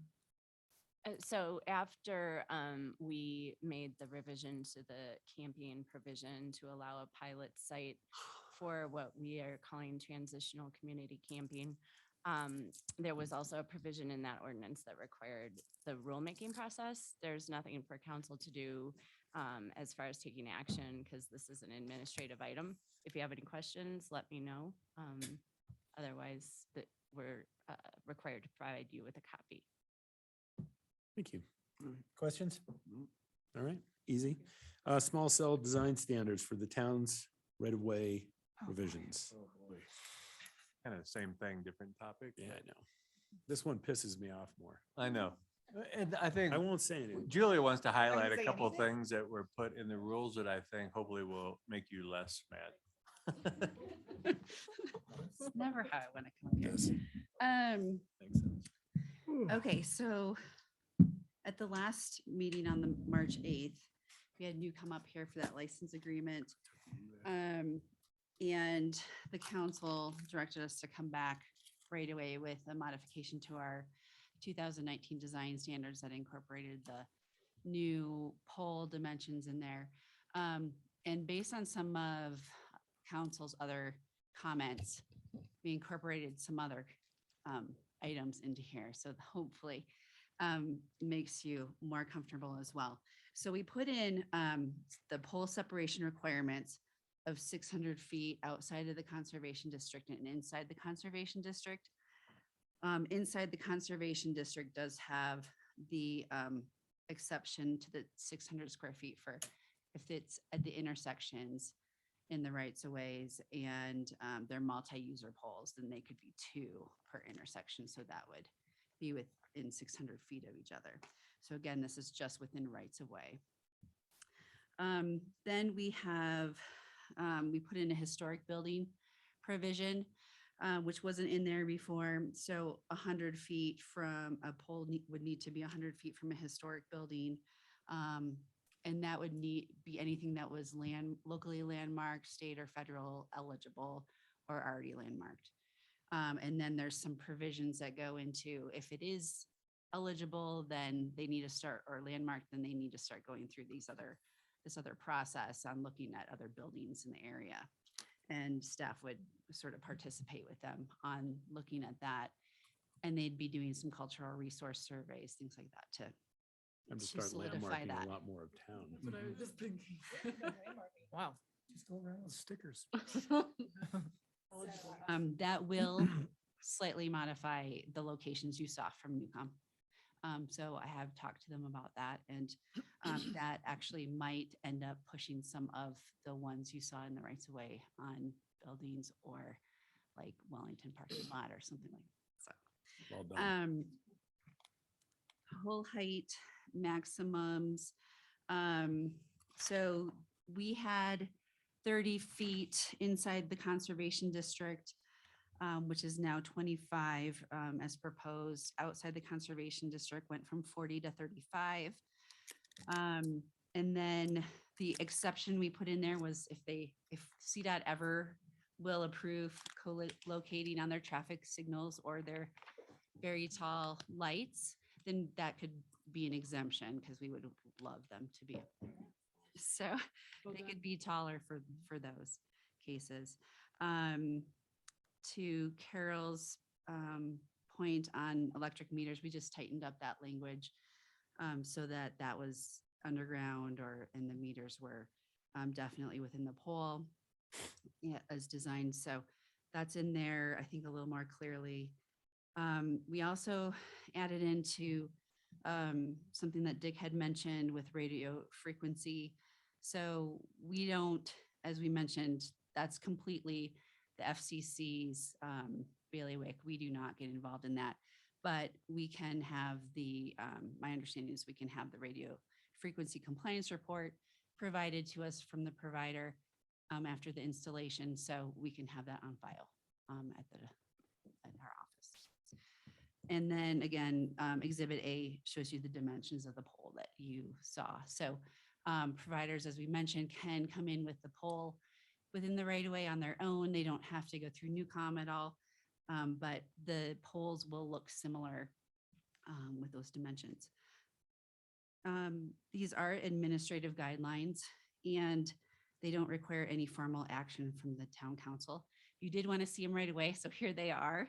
But we did not get a chance to send these out to the providers. And we would like to do that. We did that with our 2019 version, and that's pretty standard practice for something like this. And I have already been contacted by one of the providers' attorneys to wanting to comment on it. So, or at least a chance to take a look at it. Hey, Julie, these are hot, like kind of low wattage or whatever bulbs. Do we require they have Our normal. they're Such on our lights? stuff. Yes. Yeah, street lights. So yeah, they can't, okay, This is the part that gives you cancer, the part up top. right. Owned by the providers. The lights are And then the ours. lights would be Yeah, owned and maintained by the town. And a lot of this isn't changing from what's in the 2019 version, but we do want to have a chance to give the providers a couple of weeks to comment. What my thought is, if we had any major concerns with what they're commenting on, if they're big concerns, we would come back to you. If they're minor, or then we would just incorporate them and put them in. It's up to you guys, what you're comfortable with. Well, I say budge if there's an opportunity where they would co-locate, if we're more flexible in something versus not co-locating. So I think we should give them the opportunity. That's- Are we maxing out? Negotiation. Yeah. Mm-hmm. mhm. The language that they are talking about, it's not necessarily like the standards themselves. But that are would we consider. maxing out the pole spacing based on what we have to do with FCC guidelines?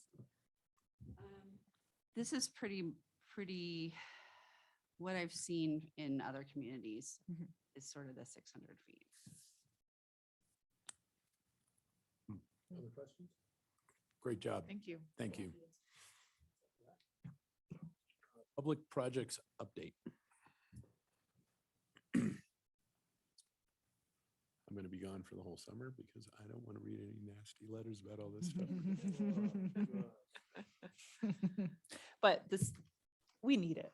Like, there are some deep holes. Outgoing member. Yeah, right. There are some holes in our streets that need to be fixed. I'm gonna just send them your phone number. Oh, no, Hey. I'll throw you under the bus, but.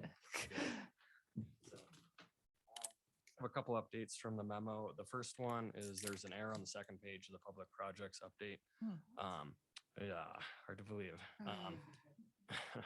It states that mobilization and snow removal is going to begin at the end of April, but that actually began at the end of February, and they've started work out there, and then end of March is when they're going to begin the shoring and the dewatering.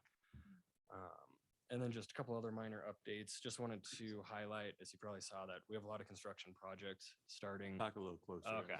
People are commenting that they're having trouble hearing everybody. Okay. Yeah, we've got a lot of construction projects starting this next month. So we've been working with the contractors, looking at schedule, phasing them all together. Beginning public outreach. We have variable message boards we put out on Coin Valley, warning people of that closure. We've been working with business owners, reaching out to people. And then we're continuing with the plan of developing flyers, going door to door, talking to more businesses. So we've begun that, and we'll continue that into April when we begin the projects. So otherwise, no other changes to the memo, and I'm here for any questions you have. Thank you. Questions? I would just encourage you to reach out with vigor to Coin Valley Road, the people in Continental Court and stuff. I kind of fled over in Facebook, and just a lot of people kind of curious, confused, and want to know what's going on with that. Is Continental Court, it's town Yeah. road, right? No. Well, it's in Continental Court's county, but- Oh, it's county. We did talk about trying to see if there was a connection between Hunky Dory. No, that's not, whatever that road is in. Yeah, we're looking at a connection, a pedestrian connection between Denison and Continental. We don't have any easements that go all the way through, so we're talking to property owners there and see if we get a temporary easement to connect. Cool. Good. It would help a little bit. Other questions on public projects? I'm curious for our construction bids, the overlay and the sidewalk, are we getting many contractors Gotta be submitting bids? Yeah, we got, let's see, overlay. I think we had 2 or 3, and then concrete, we had 4 bids. Okay, we great. got, so better than some years. Engineers and Yeah. stuff, yeah. Anything else? No. Thank you. Thank you. Right, we have traffic count data for and a mobility update.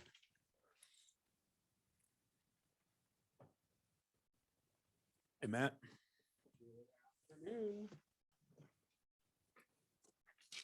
A brief update here today.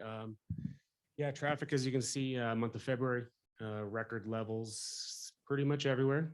Again, we caution the lower one with the Blue River Highway 9. It is only northbound and it is not an actual CDOT certified counter. So we're working on getting a better one out there.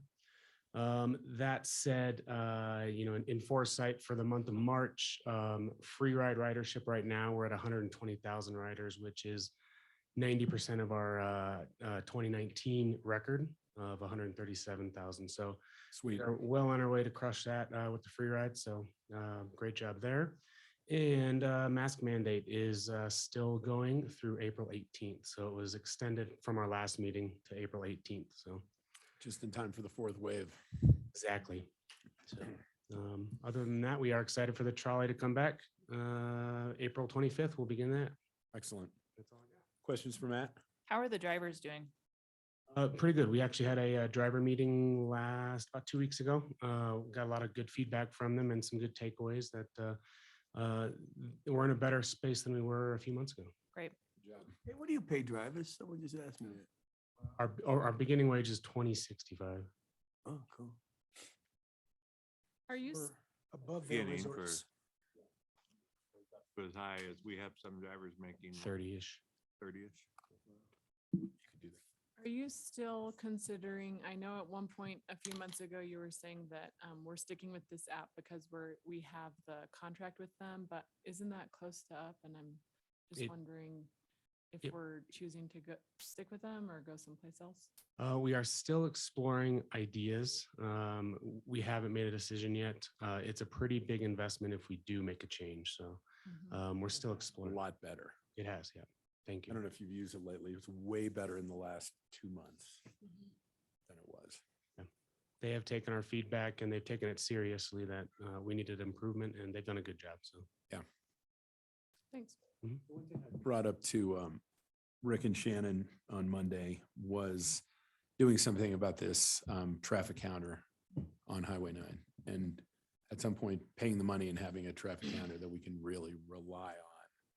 So I think it's important for us to know at some point, if we're ever going to build a potential parking structure out at the ice rink property, we would have to know what we're talking about before we thought about doing that. So Well, it's pretty important for the capacity overcrowding conversation. Maybe You want us to reach out to Blue River. again and see Yeah. what we think that cost would be, if there's any opportunities for a share, or maybe they'll pick up a little bit. Maybe Blue River will pony up. Maybe. what Rick said that too as a joke. Sure. Oh, really? Everybody good with Yeah. looking into that? Okay. Thank you. Thanks, Matt. thank you. All right, housing and childcare.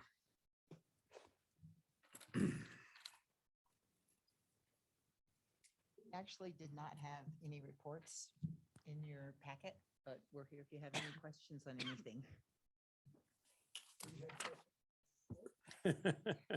Why is there no report? Is that your question? Actually, we didn't have a committee meeting. The report from your last committee meeting was in your last packet. And you'll see the housing committee report in your next packet. So it's just timing. Hey, did you get that text I sent you guys about those like homes prefab?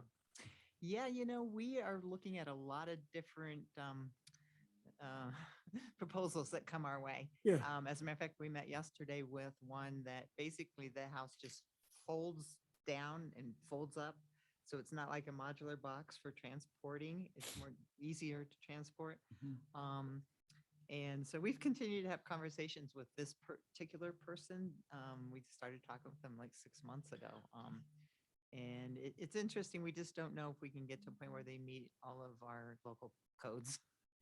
Yeah, but we're very interested in everyone that comes down the pike. We want to look at and see, can we apply it here? Cool.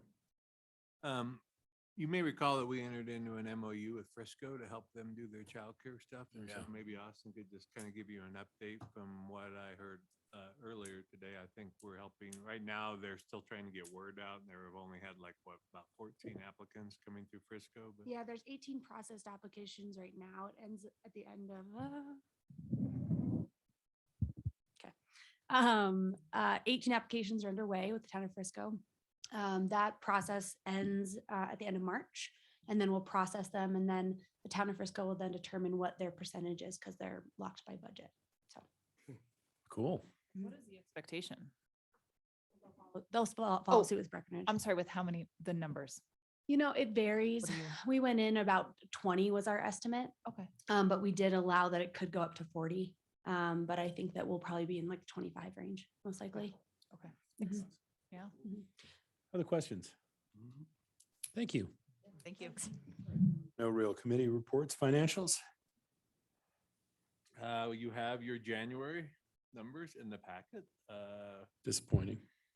Yeah, certainly, I'll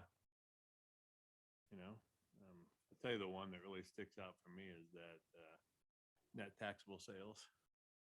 That's your total sales in the town, right? And you can look at that price in January compared to all previous years on that. That's a lot. And some of that has to do with price increase, but not that much. Maybe, who knows what, depending on the industry, what prices might have went up. Restaurants might have went up 10-15% over a 3-year period on their menus, but you got 40% increase. Holy smokes. Wow. Taxable sales, so. Year-to-date net taxable sales are currently ahead of 2021 by 42.6% and ahead of 2020 by 33%. Well, that isn't. 2020, January 2020, pre-COVID. Yeah. And then, I think it's so where it's a crazy. big January, right? It's obvious. It's a big January. You saw the February traffic numbers. We expect February. I mean, it's the trend we're seeing. It's the conversations we'll be having, but from, what I'll ask you to do with this is put it in your back pocket, because now we're gonna, then we're gonna start talking about employee compensation here in a little bit. So this is partly how you have to pay for all this stuff. Well, and it makes you wonder if that's what's happening here too. If industries have to pay because of the employee market, they have to pay more, they have to charge more. When they charge more, then they remit more taxes.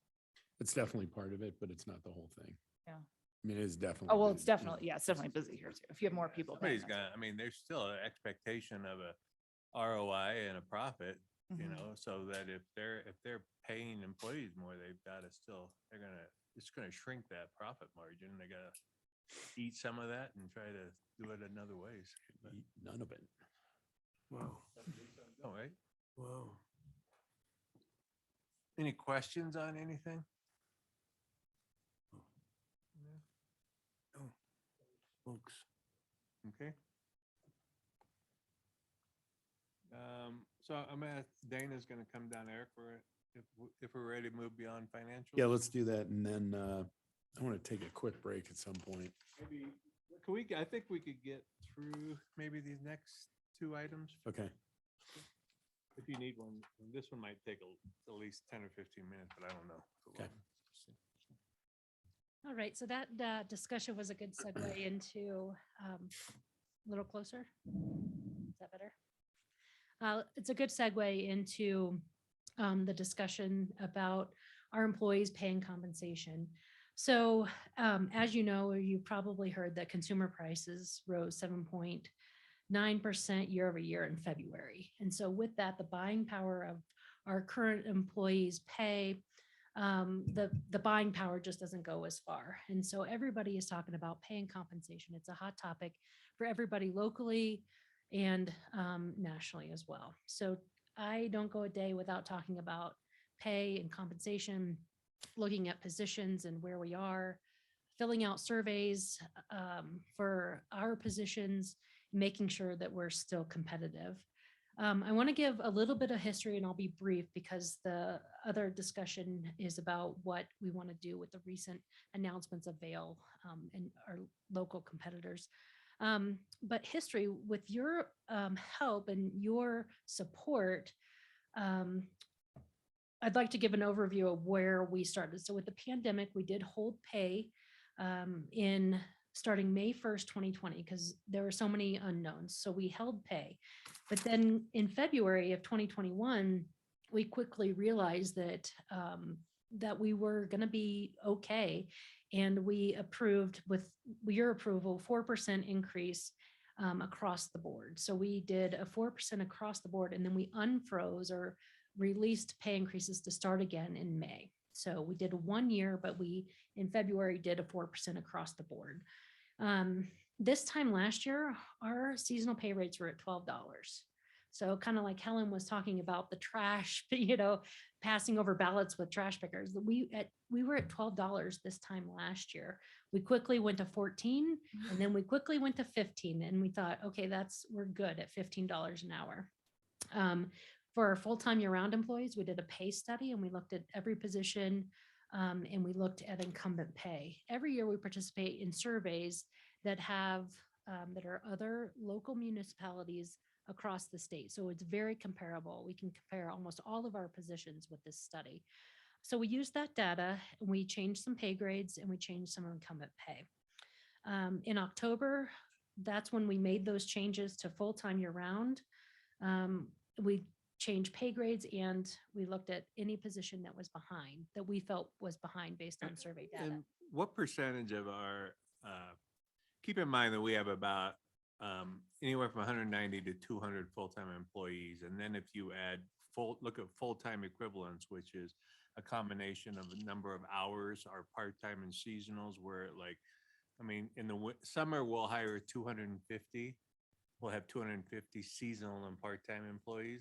In the winter, that number is around 100 and something seasonal and part-time. Probably. So at any given time, we're employing, 300 to 400 plus people.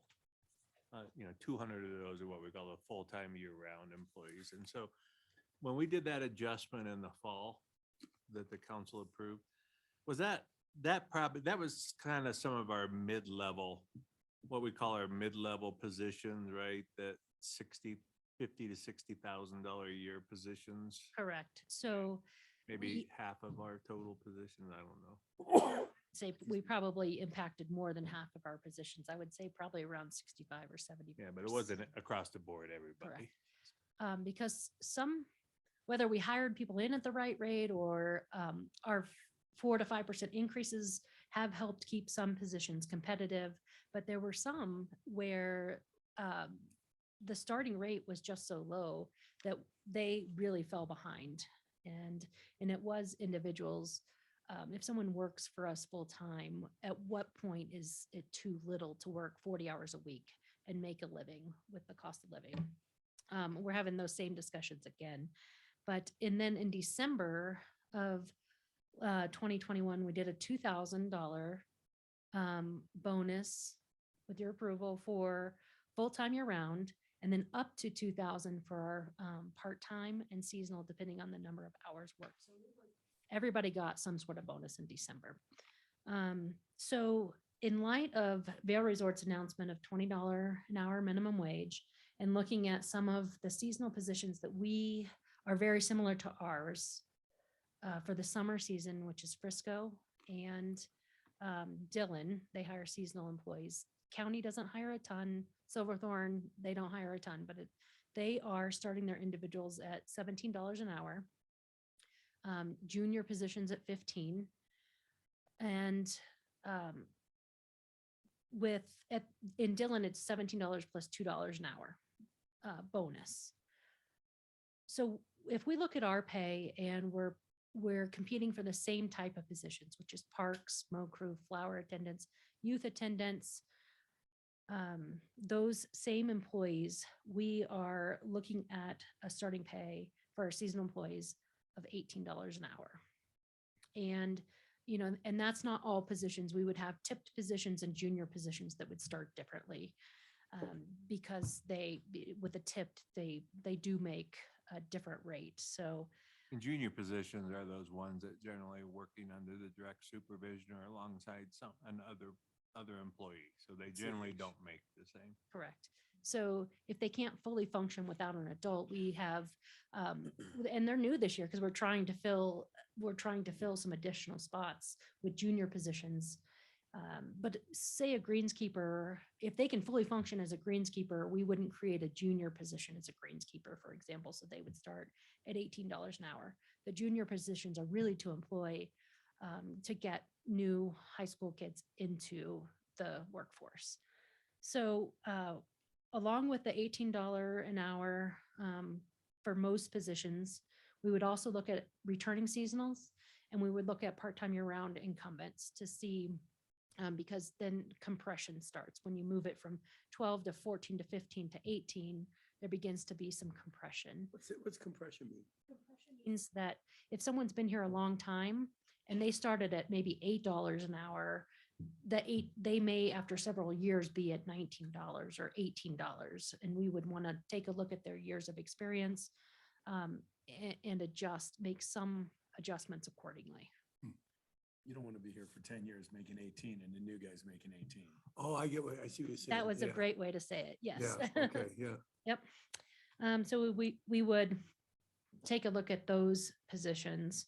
And at the same time, we are going to hire a consultant. I'm in conversations with a consultant that can help us look again at our full-time year-round pay and positions and make recommendations. And those adjustments will hopefully align with the time of budget, but there may be some positions that are urgent and we would have to come back and ask for exceptions. So, and we believe the total cost of these moves at this time would be around 200,000. So, I mean, we expect that we'll go to 20. I think we have to be competitive, Yeah. but Next season. that's what Vail's doing. So I mean, Winner. we want to build, this will, as, I don't know, good, bad, whatever. It's just the way of the world. This will not be our last conversation. And this is a much bigger picture for us than just our seasonal employees right now. But we have to approach this very systematic and looking at the data and understanding what's happening, not only in our immediate surroundings, but also, that broader. We somewhat compete with the Front Range on some of our positions. So we have to complete this pay study. And I think we'll be back to you probably,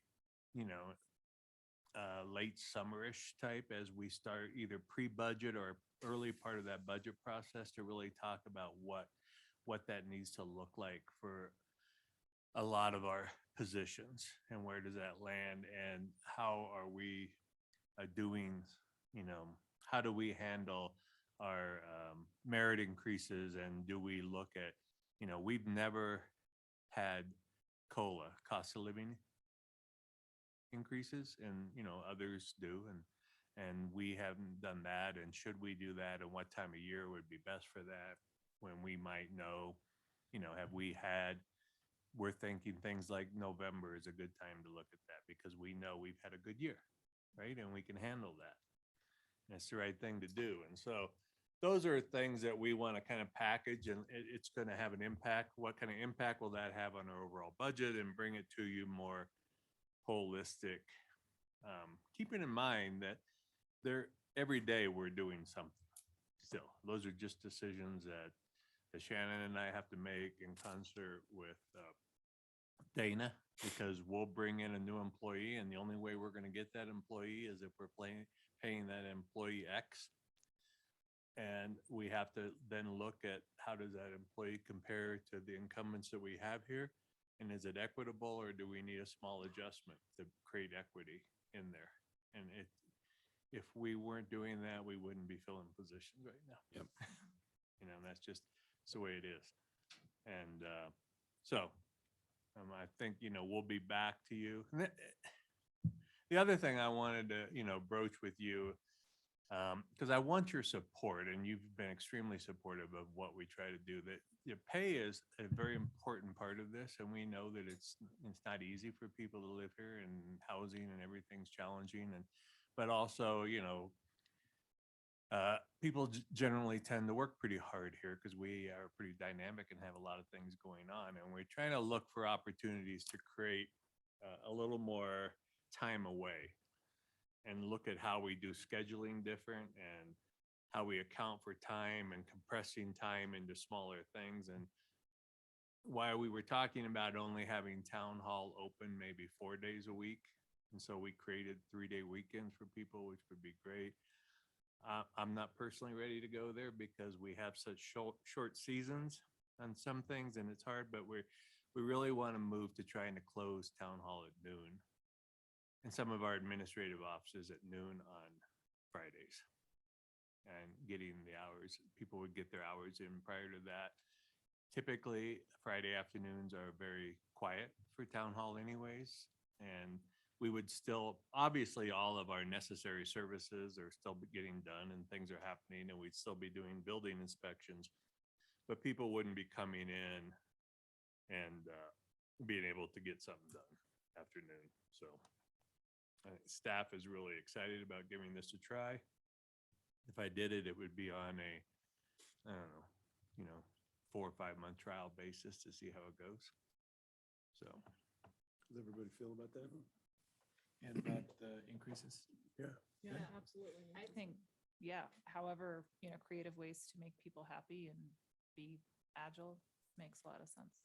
I just paid my boat tax. How many seasonal workers are you looking to hire for summer? I think it's probably around 200 with the golf course, youth, parks. We have summer seasonal transit, Yeah, 200 to 250. all right. It's bigger than winter. Yeah. So Depending on the position, your average seasonal position is around 500 plus hours.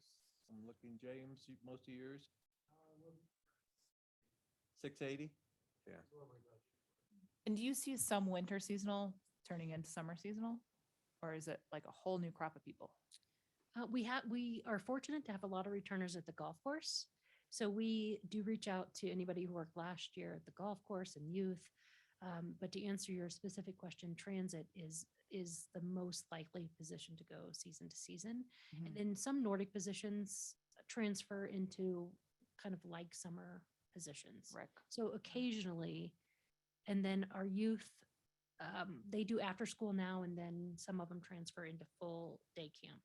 So the answer is yes, but not fully. Now, if somebody, we do what's called a 12-month look back process. So if somebody was a full-time seasonal employee in the summer and then also a full-time seasonal employee in the winter, they're going to average over 30 hours a week Mhm. for a 12-month period. Then they become eligible for our benefits, Which is great. healthcare. Yeah, Yeah. yeah.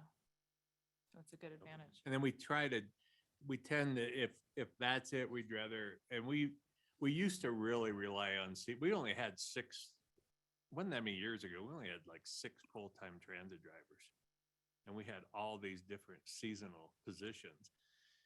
And we really tried to shift that to where we have more full-time now because, some people want it, the benefits, and others like the seasonal, but we're trying to, because if you're going to work both, you might as well be a full-time Yeah, person. yeah. We Well, thank pay you you. a little more, you get better benefits, et cetera.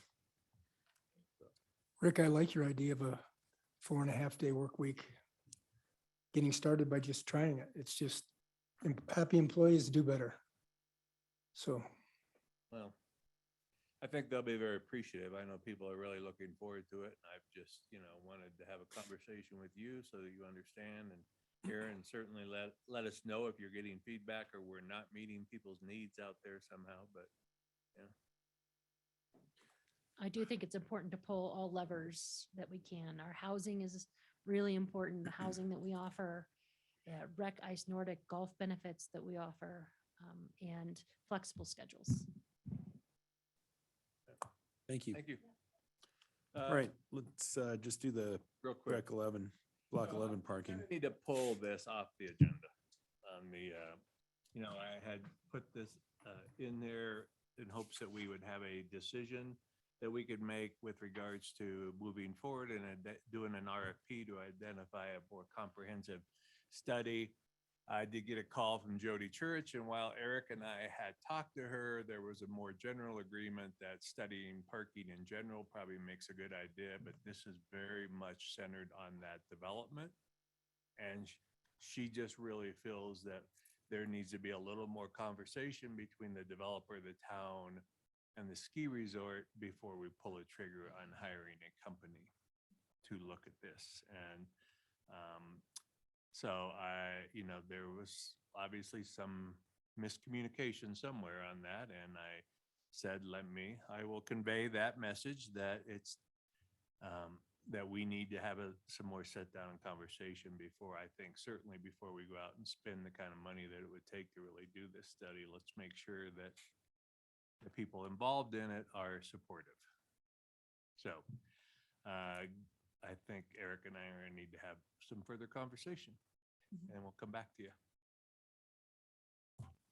Good. All right, 5-minute break.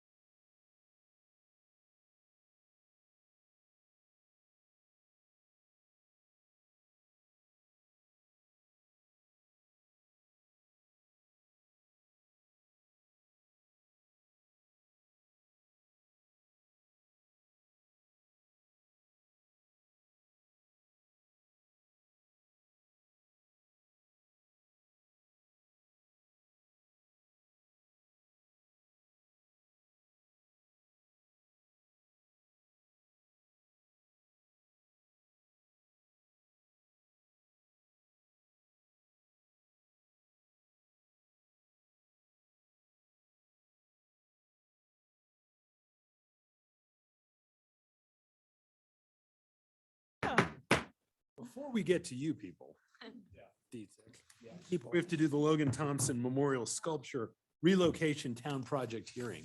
So this will be presented tonight as part of the regular meeting. But this was, you're all familiar with this. We brought it back to you, right? We're moving it to that new location. So any questions on this? Okay, and this is coming out of, questions. this is What? coming out of planning. Well, after, I was thinking about the planning question. Can you see it from, if you were taking a photo from the sign, it's not gonna be attractive to go down there, right? I'm sorry, everyone. What, leave your car on the side of the road? Well, people First of all, do you should never, things. well, you should never be stopping along the highways, but people do. Love Yeah. those lights. That's They right. love those lights. I don't think you'll be able to see it. It is 16 feet tall, but it is downhill. And so people Quite a will bit. not be enticed to, oh, I don't let's think so. go for a little hike now that we're parked on the side of the road. Like, that's not gonna be a thing, right? I don't think so. Okay. Plus, usually, we have snow. I just don't see them post-holing down the hill. Okay, so- but well, in in the summer or whatever, you know, For tickets though, so. okay. It won't look like a Jim? big blue type Question. artist piece in the background or anything like that. Over here. It's real. Okay, Downhill enough that it won't be an attractive walk all down right. there.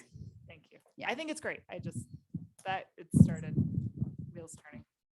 Thank you. Yeah, I know, right? It's not, I have another meeting. Okay. Breckenridge I history. think, right? You got it.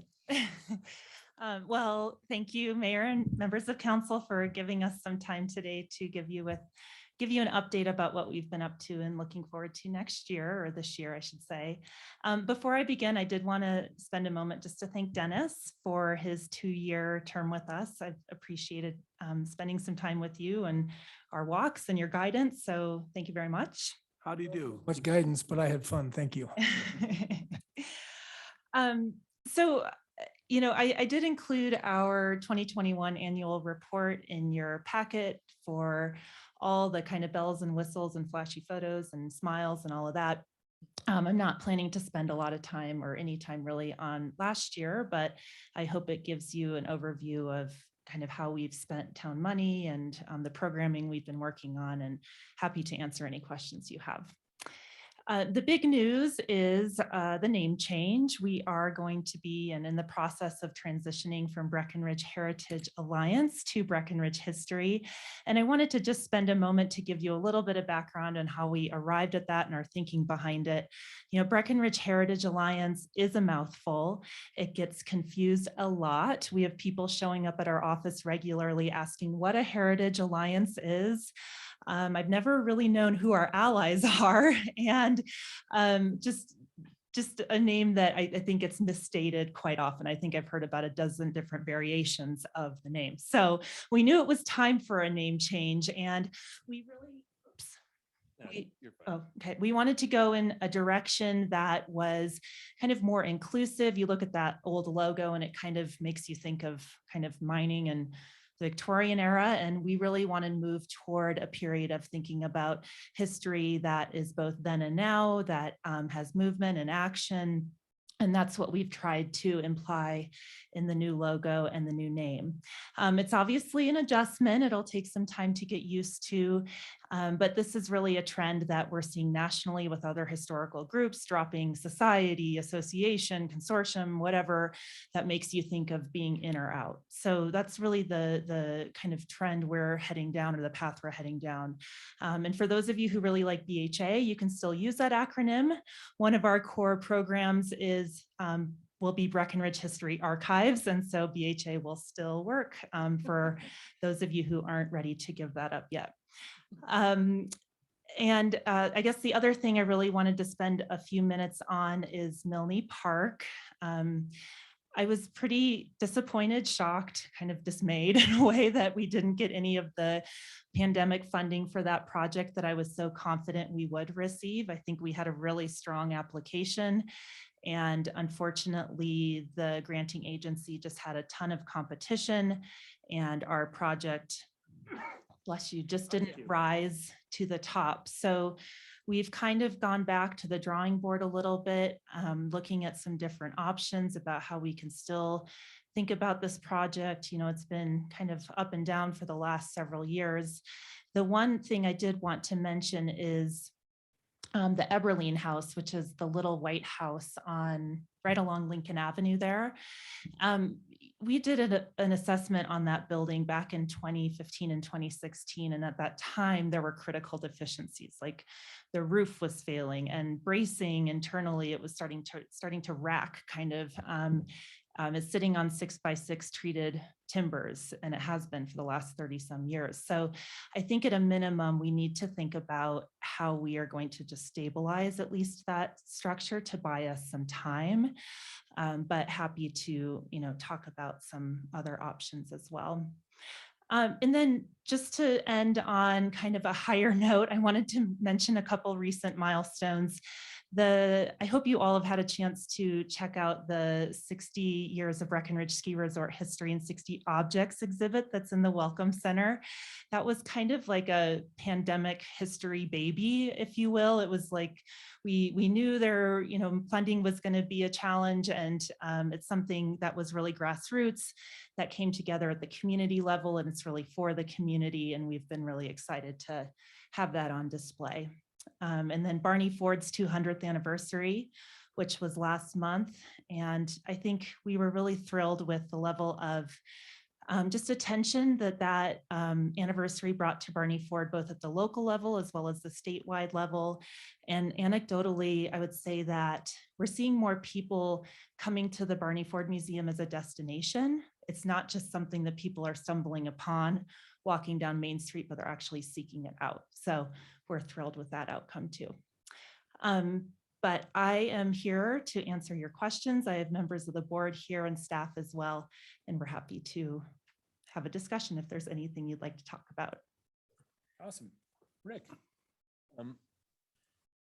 You know, I've had conversations with Larissa.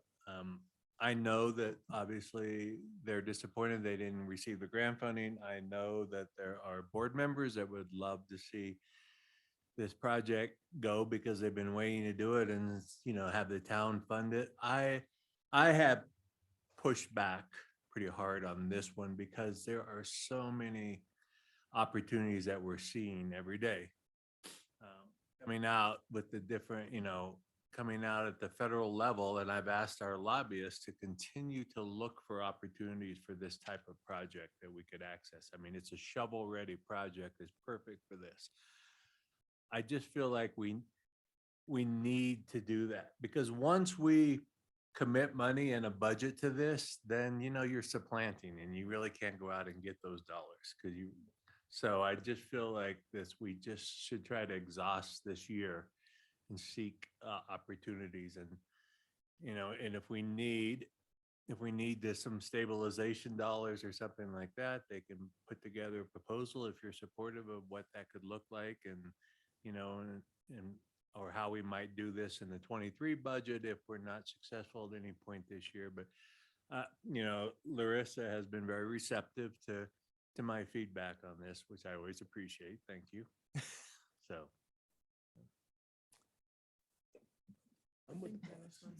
Dennis. Larissa, what other options have you explored for Milne? Any?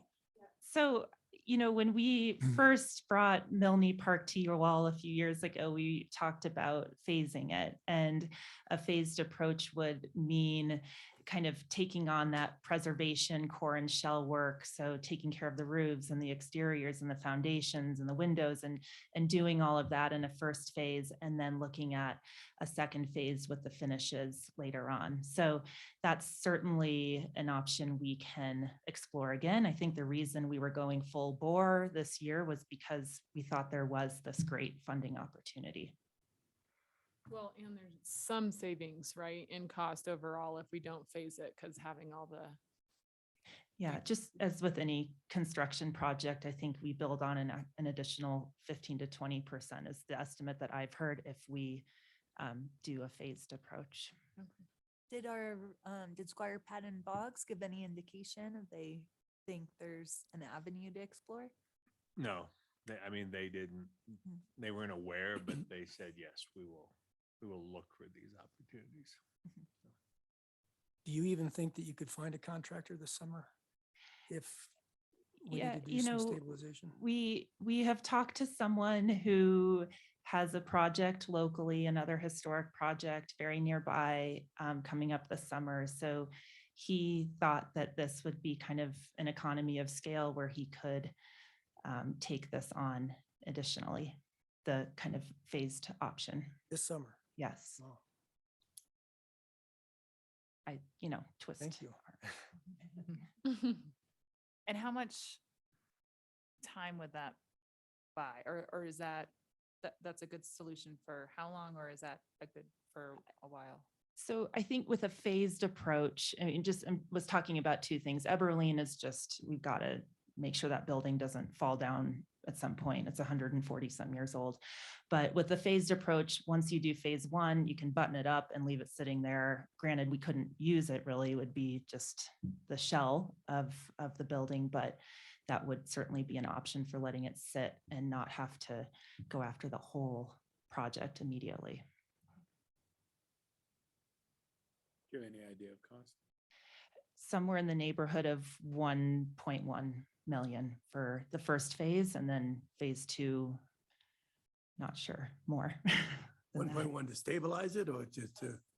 Sorry, I think for the very, very basic stabilization of Eberlin, we're talking tens of thousands of dollars. It's just, we're just trying to keep that building from worsening or falling down or doing something else. For the phase one core and shell of the full Milne project that you all had approved, it was be a little over $1 million. Okay. And one option might be, I can't believe I'll be saying this, but, well, I mean, if we're truly breaking it up into two phases, you could go ahead and do the phase one if they have somebody that could get it done this year at that price. And then we could look for grants to complete phase two. What would, by doing that, would that lessen our chances of getting grants, or it doesn't matter? I don't, not necessarily, probably. What do you think, Larissa? Do you think it would lessen that phase two part? I don't. I don't know, but yeah, that's hard to answer. I have no idea. Yeah. My own concern about that is that we're in a high inflation environment and we've got a war going on. And I don't think that there's going to be a lot more stimulus money that we start seeing. I don't know. Every day we're seeing There's something. still a lot out there right now, though, is the thing, Jerry. Fair enough. Well, and if we commit to phase one, at least we're getting that done and we're getting that part of it done. And then we can, depending on what happens down the road, the council can decide how they want to do phase two. So Larissa, is any of the work undone? If we do it in two phases, then do we spend $1 million and then we walk back 250,000 and then do you know what I'm saying? I think the only duplicity in cost is the mobilization of the contractor, Okay. but it's significant. but if you do have somebody working in the area that's getting, in today's world, that for what you're trying to do is doesn't seem too. So you just kind of did like a head fake. So what is your recommendation to us? I'm not really, I'm throwing an option out there because of the phased approach. Yeah. I think we need to know exactly what it's going to cost. Yeah. And then also timeline for the kind of drop dead date for deciding on how we're going. And can we know both costs, phase one and phase two? Like just that same thing you gave us 2 years ago, but in today's costs. Yeah. Yeah.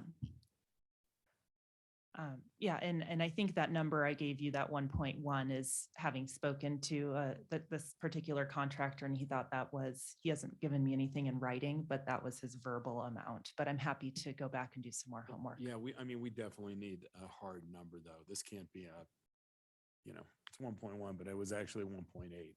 Right. Because that's how everything seems to be going right now. So. And what was the full cost of the full project?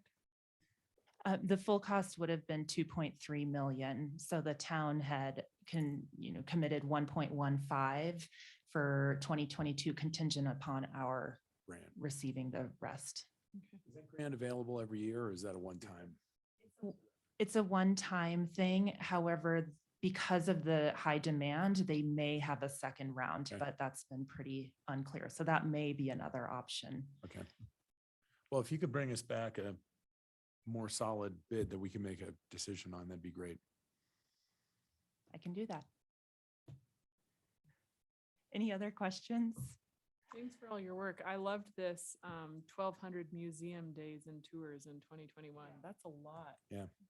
And that's a huge asset for all those people walking around town that are not skiing. It seems like there's a lot of people doing that. We've definitely placed a priority on keeping the lights on. That's what we've got to do to serve the community and our visitors. So that's what we're up to. Great job. Thanks. Great, thank you. Larissa. You didn't even need your muscle. I know. Never said it. I was going to ask if he's okay. For some... Me to speak extemporaneously. I'm good. All Thank right, you. our last bit of work session, Breckenridge Open Space Advisory Commission appointments. Hello. Hello, Mayor and Council. Great to see you. As you know, we have BOSAC appointments coming up this year with 3 open seats. A couple of years ago, we switched to 4-year terms. So we are now up for that first round. We submitted a lot of ads out on social media, Summit Daily News, trying to put word out. And as is pretty typical, I think, for BOSAC, we get a lot of interest. So we had 11 total candidates who applied for these 3 seats. And we set up a panel, as we've been doing the last number of years, with current BOSAC members, our town council liaison, and myself to interview each and every candidate.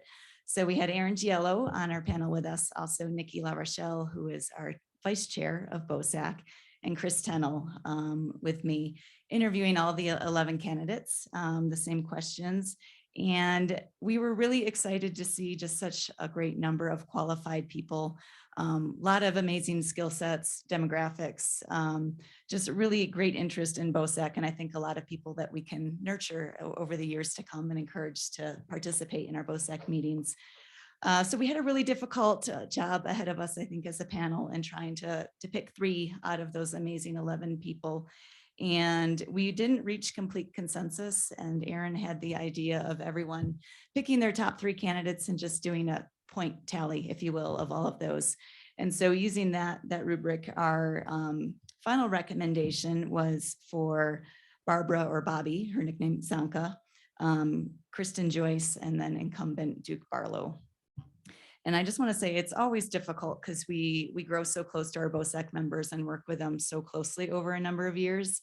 And our open space program is now in its 25th year, and we have a lot of amazing BOSAC alumni across town.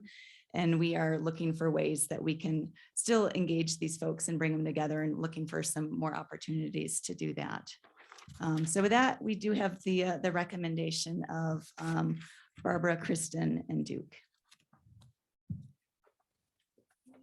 Little bit about Bobby and Kristen and what stood out to you all to make the recommendation? Sure. Either way, you go ahead. Sure. Just by way of quick background, Barbara is a retired defense contractor working with a lot of government agencies, government contracts, different commissions, councils. But in recent years, she lives kind of in one of the condos kitty corner to here at Town Hall. She's been really active in the Summit County Hiking Club that's out of the senior center. So representing kind of a different demographic there, and a lot of hikers. She was a part-time resident for a number of years, and then she and her husband moved here full-time some time ago. And very much wanting to get involved in the community. She also has a lot of nonprofit experience from an arts committee where she's helped with a lot of their finances and fundraising and just kind of organizational management on that side of things. Kristen Joyce, I think a lot of people might remember, I believe her father was on BOSAC several years ago. But so a local Summit County woman who was away for some time and back again living in the county. And she worked with UDAL, doing a lot of great policy work, and now works for Kaiser Permanente, doing a lot of policy work with local governments, again, really trying to build consensus and work with a lot of different committees, councils, whatnot. And she's kind of an all-around user, I think, of our open spaces, from dog walking and trail running and hiking and biking and kind of little everything in between. But both bring, I think, amazing skills and viewpoints to BOSAC. And Duke, obviously, as our incumbent, works for the ski resort. I think it's really fantastic for us to have that connection to the ski resort, and someone who has done a great job in the last 4 years on BOSAC. Yeah, and I guess I would just add that we had a really great, talented pool of candidates. And I think the committee used a combination of what everyone brought to the table, the interviews, and then also representation. And your explanations of the backgrounds were really great. I don't think I have anything else to add.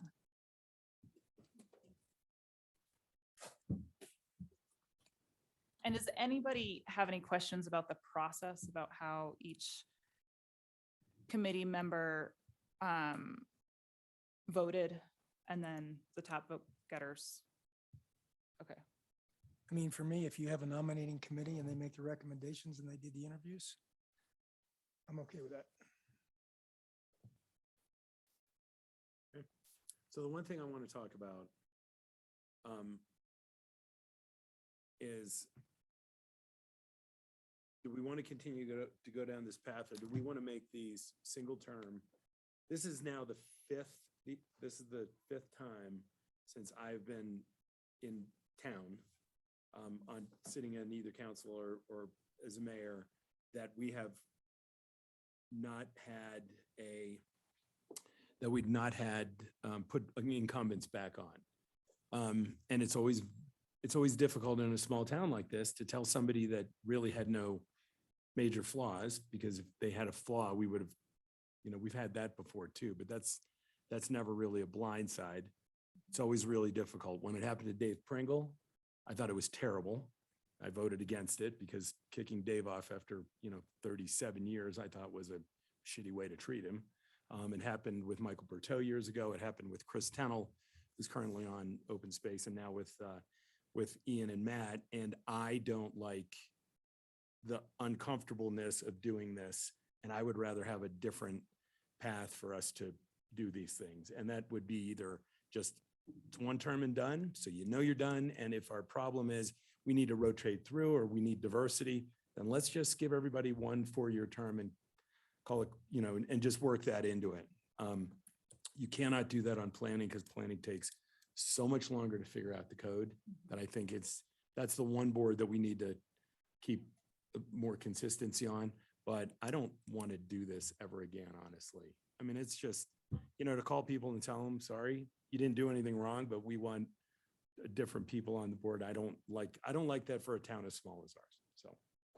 Would you want to do it 4 years or a longer term? I think 4 years on BOSAC, I think, is fine. And then, they can work around if nobody applies, then, you can ask people to apply again or whatever. But our town is too small. I mean, the thing with Tennell was terrible when it happened, and it was very uncomfortable for a long time. The thing with Berteau, as you know, Jeffrey, is still uncomfortable. And that was 20 years ago. Yeah. But it's people put their, people feel like they're helping the town out, and then you tell them, sorry, we don't want you back. I just, if we lived in a city, it'd be one thing, but we don't. And I would just like to add, it is very uncomfortable. I am uncomfortable right now. I would like to thank Matt and Ian for their service. Like they showed up, they put effort into it. It's not about that. It was, about other things,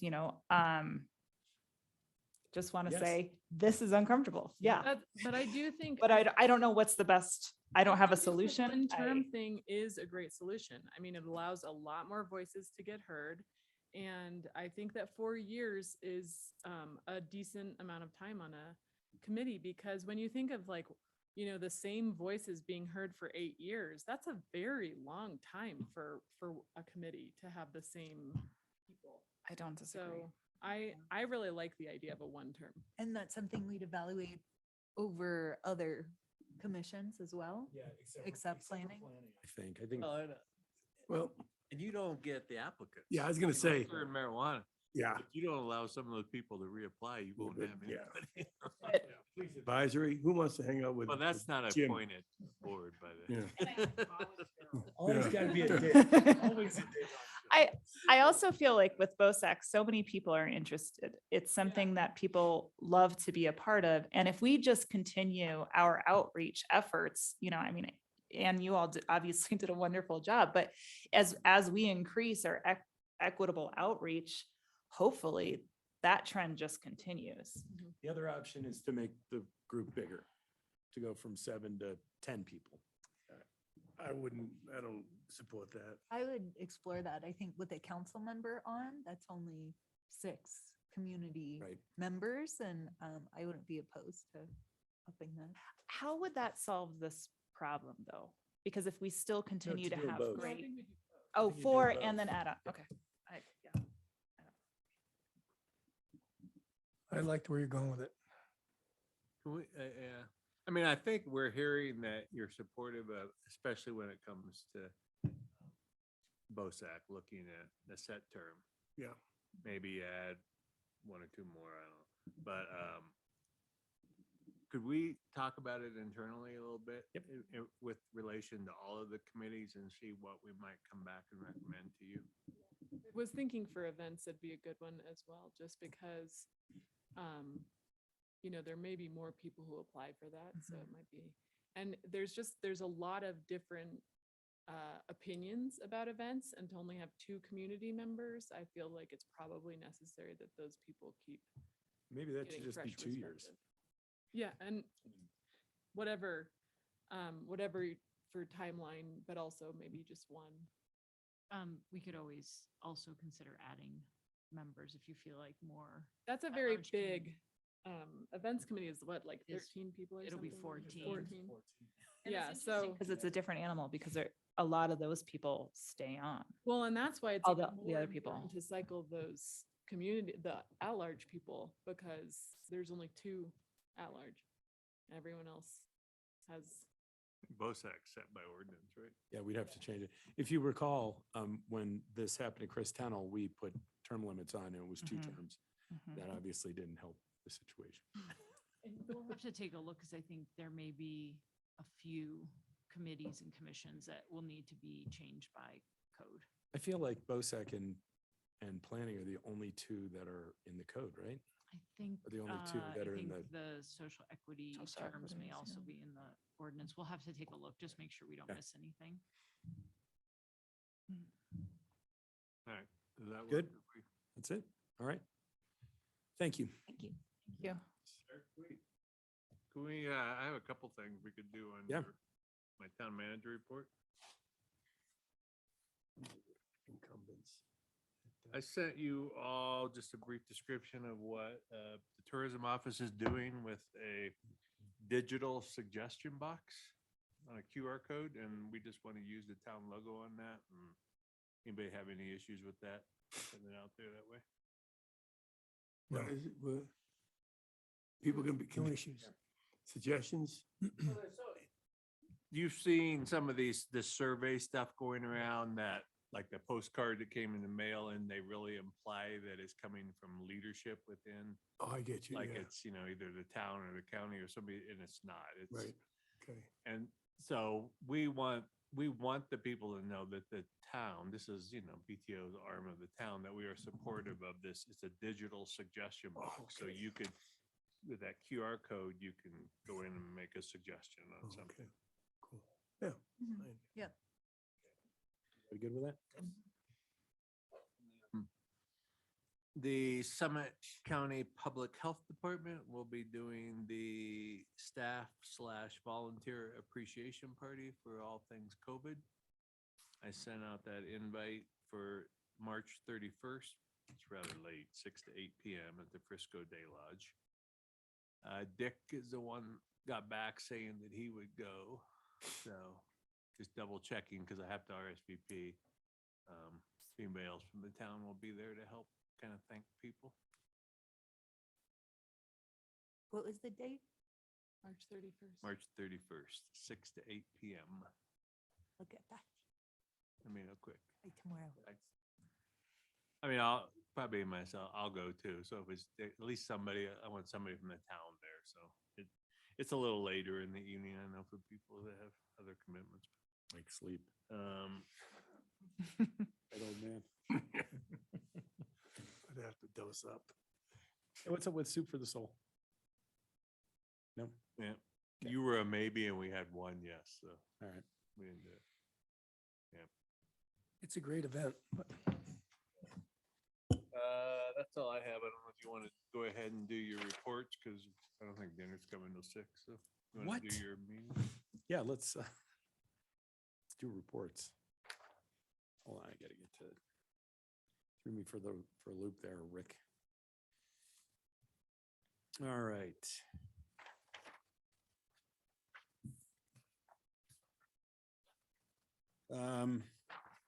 We didn't have any cast or MMC, did we? Actually, go ahead. I have one other thing. I Oh, need go to ahead. make here. Go ahead. We're gonna do get together for the council to do appreciation for Dennis and Aaron on, You appreciated us. Look at that. We're gonna miss you both. Could I have April 7th? You make that? I'm not going to be here. Really? Sorry. I'm out of town the 31st to the 11th.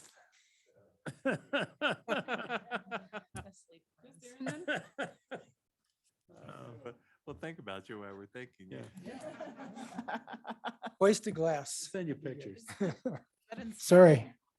Well, it's just, with spring break, we really want to get it in before we do the transition. That's the challenge, So. And the other ones. Aaron, are you around? On April 7th, I am. All right. At least one of you has to be here. Accept my award. Okay. Except his check. I'll do my best impersonation.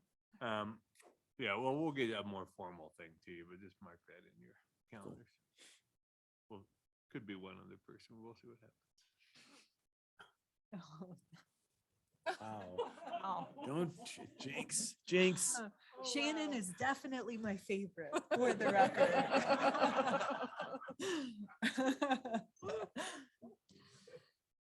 All right, back to work. Like there was any question. So awkward. Yeah, there wasn't a question Not anyway. really. The statement. Open space, anything to add? No, there, all say those, no. all That's all those you have to minutes, say. yeah. Tourism? Thank you. Yes, BTO has a board meeting this Thursday. And we're, one of the things that I saw on the packet on the agenda is that we're going to talk about pre-arrival construction messaging. So that's in there for letting people know that we're going to have construction in town. That'll be helpful. Breck history. Yes, anything to did you hear that the Breckenridge Heritage Alliance is going to change their name to Breckenridge History? add? No. Yeah, Well, it's wild. I think Larissa did a great job, so I can't top that. it does. Creative arts. I don't even know who's in charge of this. Is this Dick's you? in charge. Well, but why is your name on here then? We go through this every. I know, single why month. doesn't it ever get changed is what I want to know. Who's in charge of this? Not me. Not me. We'll wait to change it until you guys decide on your next committee representatives and we'll change them all. We'll get them all right. Oh, yeah, next month. Well, Dick's not going to talk, so Yeah, and we had Tamara last time. I doubt they've. had so we're good. All right. Events? Who's events? I didn't do it this time. We haven't Oh, had a because we haven't had, meeting. sorry, I did it last time. Childcare? We haven't had a meeting since. last Sweet. I always love the second meeting. Workforce Housing Committee. Dick's, anything? Yeah, it was, yeah. How'd it go with Adam? You know what? We didn't miss a step. Yeah. Yeah. I hope you heard that. Yeah, she covered it last week. All right. And social equity. We had a really productive meeting where Corey and Austin from childcare came and presented the outreach process, the application process for tuition assistance, and the committee members could just weigh in on different ways to remove barriers and just other considerations to consider in the process. I have to say the way that's in the agenda, I think Shannon, you might do this where it's like upcoming council matters. I think it's really I think it's starting to work, which is really exciting so that commissioners can comment on what's coming up. And it's just like this brief summary. And yeah, there've been a few questions, and that's actually how this came to be, was seeing somebody from the commission saw that we're going to partner with Frisco for the childcare tuition assistance. They started asking questions. So then Corey and Austin came in. This time they were asking about the pay raises. And so Dana was able to come down and talk about it. So it's really neat to see how that's starting to work, which is exciting. That's awesome. And then we also have a meeting coming up on Thursday about the equity lens, and that will, I believe, wrap up our project with the equity project. Good. Cool. All right, other matters. Oh, yes. Oh, geez, go ahead. We have a lot of other. Really? Go ahead. I want to give a hearty thank you to the Frisco Elementary School and 3 students, along with their chaperone, who kind of following our lead with the duty-free Breck thing, picked up 100 pounds of dog waste. You're gonna make it into a statue? At the, at the various, like Sally Barbara, B&B, They trailhead. did it at our trail? Yeah, Oh. they did it at So trail. is that the solution And- to the B&B poop? Pardon me? Children? Get kids from Frisco over? Yeah. Yeah. and- Well, no, in the, what's that? Your children were there? No. No. The Breck kids. And the teacher Allison Lloyd, 5th grade. Nice job. 5th gang. grade, That's yeah. awesome. That's Yeah, fantastic. And I'm gonna write him a personal. I just got the information today. You should give them the hats. Do you still have those Breck Duty free hats? I don't know, I have to ask Ann. Oh, Oh, you did? good. Okay, but I'm gonna write a personal letter, which I'm sure is gonna be very exciting for the youngsters, because I'm kind of a role model for the kids, you Yes, know? you are. Yeah. This is your brain on drugs. Yeah.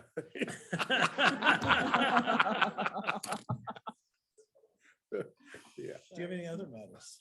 Not that I can think of. Kelly? I have Oh, one. Carol. Yeah, so, thank you to staff for doing the, REMP roundtables on the renewable energy one. Kelly has attended a couple, and I was there at the one with the builders. And that was a really productive meeting. Thanks to Jesse and the whole team for putting that on. I think there's great turnout of the building community in there. And I feel like what we heard was really the building community was glad to be able to give input, and really, as the details are figured out, to continue to be able to give input on the calculator, the different details of the ordinance. Of course, the conversation went into ZERS, our Sustainable Building Code. We've received several letters from builders. And I think overall, one of the themes I heard is these builders do care about sustainable goals, but want to be able to navigate the system. Staff handed out a memo on what's going on at the county level to change it from a performance base to maybe a prescriptive pathway to meet this code. And I think we need to, just based off this tremendous turnout, make sure that these builders are kept in the loop of what's going on in the discussions at the county, so they can continue to provide input, because I know we've regularly gotten a lot of feedback there, and making sure that what's happening in the county, we know it's not a vacuum, but making sure that we have this audience that attended, they want to listen, maybe use the list of those who attended to pass on to the county, or just keep them in the loop and give them opportunities to provide input. Good, well done. Yeah. Kelly, did I miss anything? Builders support what the county is looking at? I think that was a lot of the builders. That was the first time that they saw that memo, and they were generally supportive. Yeah, there's a that working direction. group, but not all the details have been provided to all the builders, so. And I think, I think we're part of that. Yeah, Rick, our Kansas examiner. Great. And is there any way just to let the builders be aware of who's in that group and maybe opportunities for them to get involved or listen in to the working group? Because the working group is it's a mix of staff and builders, right? It is, and I can look into that, how they're being those meetings on. Okay, thank you. So Great. on that same subject, the builders, I think, really did want to be and do want to be good community members and work with us. But one of the things they very strongly asked us was that we follow our own rules as well, and that we hold ourselves to the same high standards. And one thing that's creating a lot of consternation in the building community right now is the energy use at the parking garage, which was built under, different codes. So it's not that we exempted ourselves. It's just, it's changed since then. But I think many of us feel that what we really want to do is what's right, not just be consistent with the code. And so Rick and I were kind of throwing around, what would sort of show that we hear the building community, we also want to hold ourselves to the highest standard. And one of the things that they are allowed to do through the outdoor energy program is to like pay in lieu. And so we were thinking of some seed money for our sustainability programs. And that would be, a meaningful amount, like in the $1 to $2 million range, into sort of programs like what we've been doing over the last couple of years with Solarize Summit, which is, giving some money to people who are willing to put solar on their roofs.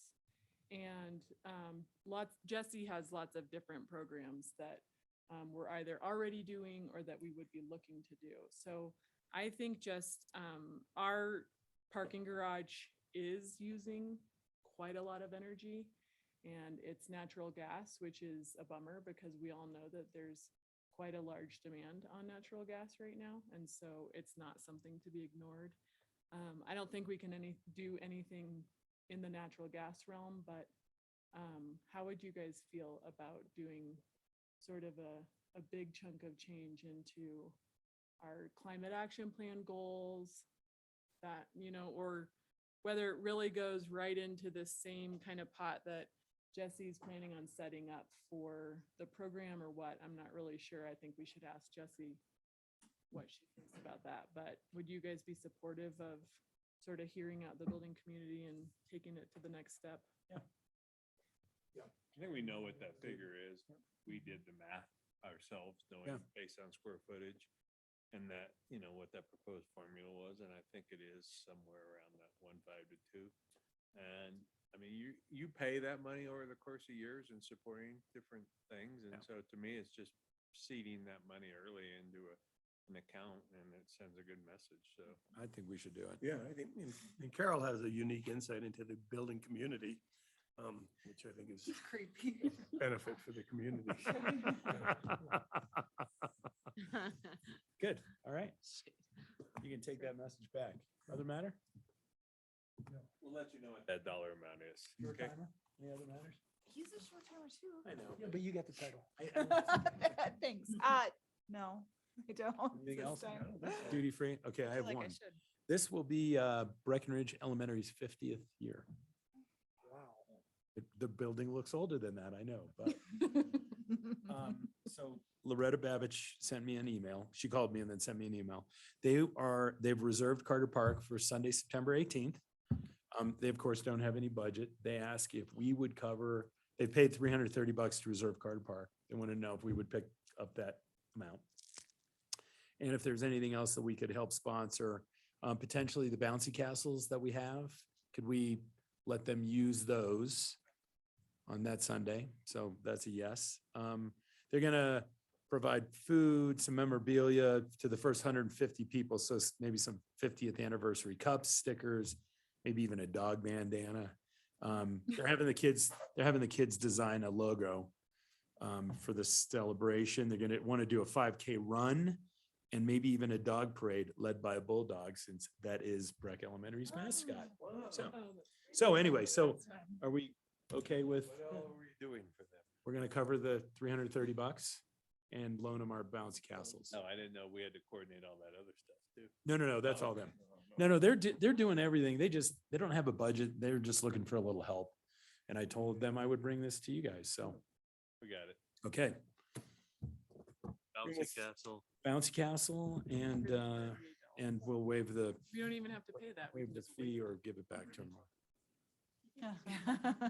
Probably need a SEPA for the 5K so we can work with them. on that Okay. as well. Okay. We'll also apply for the permit. When is it? September 18th. It's a Sunday, Okay, so they have time for the SEPA process. but they gotta let the kids design a logo. That'll take a little while. And find a bulldog. I think there's a couple in town. All right, anything else? I don't think so. Great. All right, let's break and we'll return at 7 o'clock for the night meeting.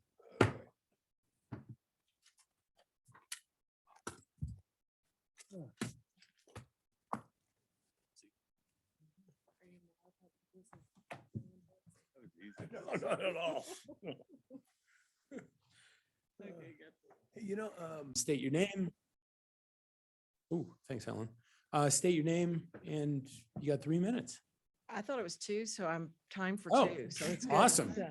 That's a gold star. Yeah. Thank you very much for the chance to speak. My name is Margaret Douglas. My husband is Rance Douglas. We have a house on our townhouse on 105 Woods Drive and are very interested in the big project that's going in the 2 Gold Rush parking lots. I know the townhouses are going to be lovely, but I have safety concerns about the top and the bottom ends of the street. At the bottom end of the street already, if you're trying to leave our neighborhood at 3 to 5 on a ski day, it can take a while. I'm very concerned that 1,000 cars being able to come into that is going to make access in and out of that area dangerous. My husband and I are both physicians, so I'm specifically worrying about EMS, fire trucks, police. I used to have to ride in ambulances when I was a resident, and a traffic jam can really impair access to getting a patient and then dropping them off. Then my other concern is the top of the street. I think the plan now is people are supposed to ski down 4 o'clock run, get to the tunnel, take their skis off, go through the tunnel, come up, walk to the gondola, ride the gondola back up to the new parking lot, then walk to their car there and leave. I think it will pretty quickly, people will figure out, hey, let's just turn off at the woods. And either we all ski walk down to the new parking lot, or what I see, it's happening a couple of times already. Most of the family waits at the top and somebody brings a car up to pick people up. I'm specifically a pediatric radiologist, and my safety concern about people that aren't used to the area coming down that street with us backing out, I really worry about that and worry there'll be accidents. And I understand Woods Drive is a public street, but I'm concerned it's being turned into a skiway. And so if nothing else, I would love some help in reinforcing that we don't want people turning down there. It's going to turn a very quiet street into something. And the way our parking is, everybody's backing out. You know, we don't have pull around driveways. So thank you. That's less than 3 Yeah, minutes. Thank you. So, all right. Thank you. One thing that, this plan is still in development and the Yes. developer has his rights to do, certain things, but we are discussing with him the location of the parking. That's That's awesome. number one. So we've been in some discussions, not that that's going to go anywhere. And then number two, he is going to put a sidewalk on the west side of the street so that hopefully those people that do ski down to the ski back can just walk down the sidewalk back to the development instead of using your neighborhood. Okay. But as things go on, please stay involved. Please feel free to write us emails and letters because we use that kind of information when we have discussions with an applicant when we're going through things. So, I sent one letter last fall and what is the best place to send? Because I didn't. send them to mayor at Town of Breckenridge. Mayor of Town of Then Breckenridge. that goes to all the council. That doesn't just go to me, but Okay. then we all see them. And as we have negotiations, Okay. we that's can great. use those things that we don't think about. Okay. So Thank you very much. All right. Anyone else? Yes, sir.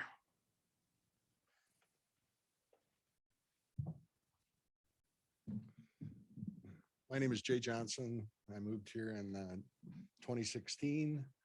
And about a year and a half ago, I started a think tank to address all of the issues that Breckenridge faces. And it worked out for a while, but with the pandemic, kind of had to disband it. But for 4 months, I did an in-depth study of wildfire risks to Breckenridge, wildfire evacuation planning, and the lack of planning, and met with everybody that plays a role in public safety. And after hundreds of hours, I submitted a report to the chief of police because I was told that's the way it works. And then he forwarded the report to the city manager. And I found out 2 weeks ago that that report was never provided to council, which I thought was a little odd. So today, I'm here to hand out a copy of that report, and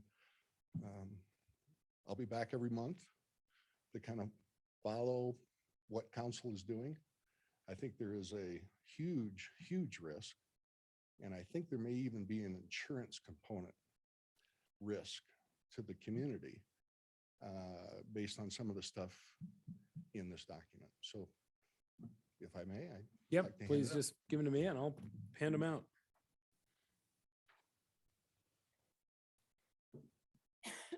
Thank you. Thank you. I have two. Cool, man. Oh. Me too. Okay. Thank you.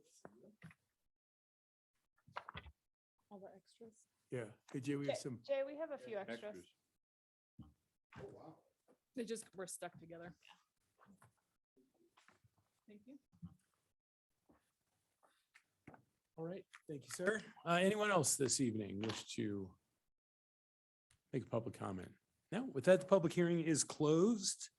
We move on to a proclamation in support of Ukraine. It's a proclamation in support of Ukraine, whereas the town of Breckenridge stands in unwavering solidarity with the people of the sovereign nation of Ukraine as they defend themselves against Russia's unprovoked invasion and war against their democracy and sovereign right to exist as an independent nation. And whereas the town of Breckenridge stands with other countries, private corporations, religious leaders, states and cities from around the world in condemning this horrific act of aggression by Russia, demands the immediate cessation of all hostilities. And whereas in these moments of crisis, the leadership demonstrated by President Zelensky, members of the Ukrainian armed forces, and the citizens of Ukraine are a beacon of resolve and commitment to the democratic principles and values. And whereas the public servants at the local level in Ukraine should be recognized as they continue to practice servant leadership under the most dangerous of conditions to provide essential municipal services. Now therefore be it proclaimed by the mayor and town council of the town of Breckenridge. Number one, condemns the acts of Russian aggression. Two, supports the government and people of the sovereign nation of Ukraine. And three, urges the Breckenridge community to contribute resources to aid the people of Ukraine. Thank you. All right, next we have continued reading of Council Bill number 7, Series 2022. This is an ordinance placing recently annexed Blue River Water District parcel in Land Use District 4. It's Blue River Water District parcel, 0.402 acres. Mayor and council, before you is an ordinance to place the recently annexed Blue River Water District parcel in Land Use District 4. Per Colorado state statute, annexed properties must be placed into a land use district within 90 days of annexation. This parcel was annexed in January of 2022. It's town owned and in the northern part of the town. Land Use District 4 parallels Highway 9 and extends 150 feet from either side of the highway right of way. Construction is discouraged in Land Use District 4, and its purpose is to provide a scenic corridor along the north entrance of town, which this parcel complies with that guideline. Community Development recommends that you approve this ordinance as written on its second reading tonight. Thank you, Sarah. Any questions for staff? Anyone in the public wish to comment on this second reading of a bill? Seeing none, the public hearing is closed. Is there a motion? I'd like to move on second reading. We pass Council Bill number 7, Series 2022, the title, which has been read into the record. Is anyone versed in the Heimlich? So The There is a motion and a second. Is there any further discussion? No, roll call, please. Ms. Giello, Yes. Mr. Carlton, Yes. Mr. Coon, Yes. Ms. Owens, Yes. Ms. Sade, Yes. Mr. Bergeron, Yes. Mayor Mamula. Yes. We have first reading of Council Bill number 9, Series 2022. This is an ordinance approving development agreement between the town and Signage Ventures, Inc., owner, and Mark and Marilyn Hogan, buyers. Chapin. Mayor and council, this ordinance would authorize a development agreement with Mark and Marilyn Hogan and Synergy Ventures in order to convert the commercial condominium Big Sky Condo Unit GA to employee housing. The agreement would exempt the development permit application to the Planning Commission for the proposed change of use from certain sections of the development code regarding density and density transfer. It would also commit the town to transferring town-owned density and waiving planning division application fees. The agreement would commit the applicant to a restrictive covenant and agreement, limiting the occupancy of the unit to employee housing. And staff is supportive of the ordinance on first reading. Thank you, Chapin. Any questions for staff? Public wish to comment on this first reading? No, the public hearing is closed. Is there a motion? On first reading, I move we pass Council Bill number 9, Series 2022, the title which has been read into the record. Second. There is a motion and a second. Any further discussion by council? Roll call. Ms. Sade, Yes. Ms. Giello, Yes. Ms. Owens, Yes. Mr. Carlton, Yes. Mr. Coon, Yes. Mr. Bergeron, Mayor Mamula. We have one resolution this evening. It's resolution number 8, Series 2022. We actually have 2 resolutions. Resolution number 8, Series 2022. This is a resolution amending the temporary advisory committee known as the Town of Breckenridge Events Committee. Mayor and council, you have before you a resolution that would revise the membership and duties and responsibilities of the Breckenridge Events Committee.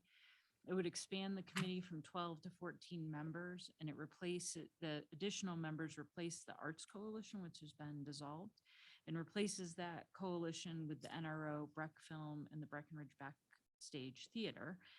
We do feel as a committee that having some additional arts members will be of value to the committee and the work that they're doing. So the membership will be 12 member organizations and 2 at-large members.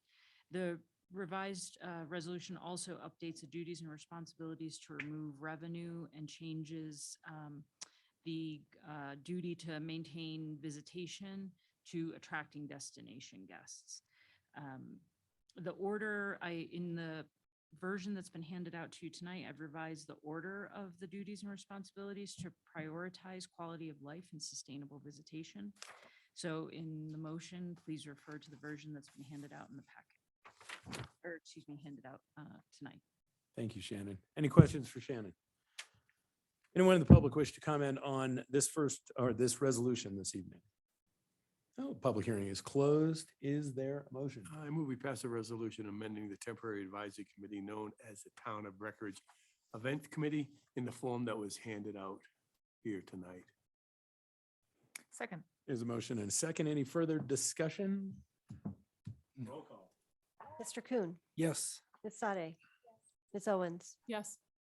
Mr. Bergeron, Yes. Ms. Giello, Mr. Carlton, Yes. Mayor Mamula. Yes. We have resolution number 9, Series 2022. This is a resolution ratifying the appointing of 2 electors to serve on the election committee for a 2-year term. Is that you? Sure. Mayor and council, this resolution would appoint 2 new election commissioners, Jennifer Schappert and Eli Yoder, to serve on the election commission for the coming election cycle. Thank you. Any questions of staff? Anyone in the audience wish to comment on this resolution?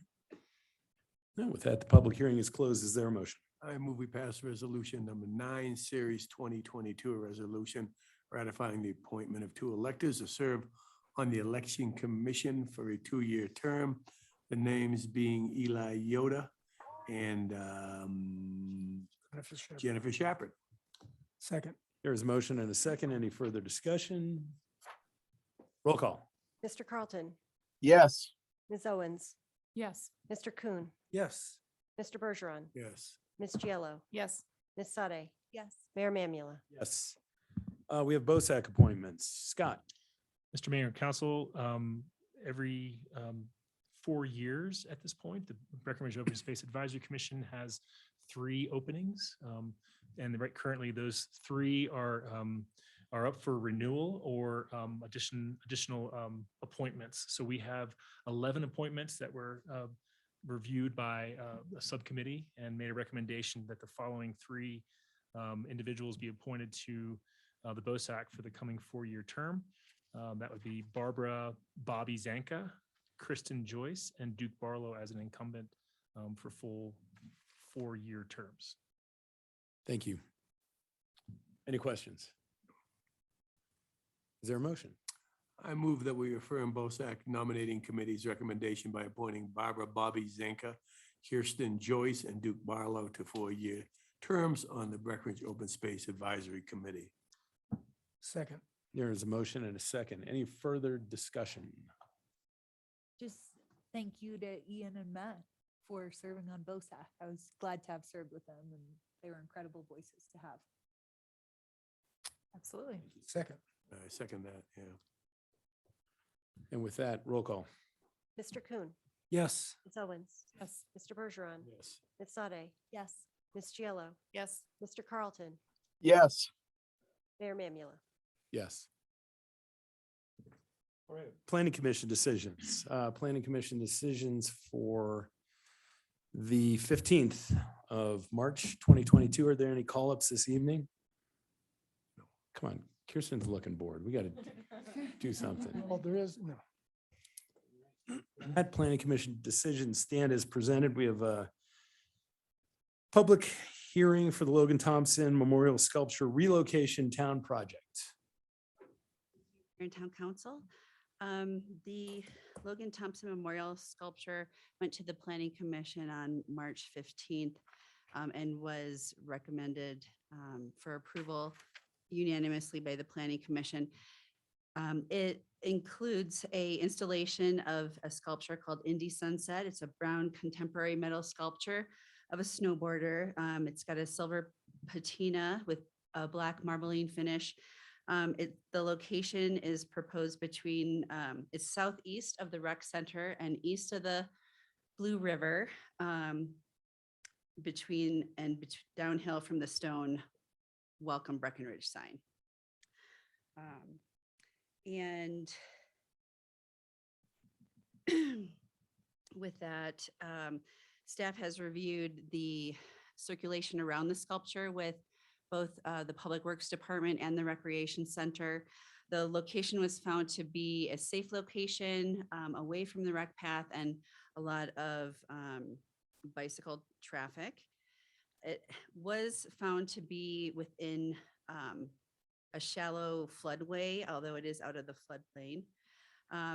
Within the shallow flood area, the floodplain, the town engineer acts as a floodplain administrator and has approved the floodplain variance for this location with the sculpture because the sculpture is floodproof and the base is 8 by 4. The height of the sculpture is 16 feet and it will be anchored in place. So it will have a building permit. And so if it were to flood, it will not supposedly go down the river. So there was no concern there. And a condition of approval has been placed on there that they get formal approval from our floodplain administrator as well.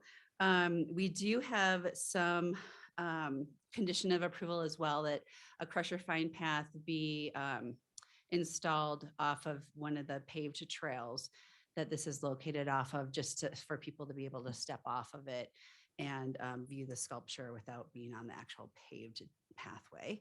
So that's in the findings and conditions as well.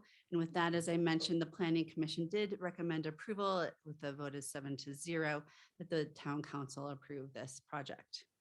Thank you, Julia. Any questions? Is Logan's family paying for this? That is my understanding, yes. And so they're good with the crusher fine?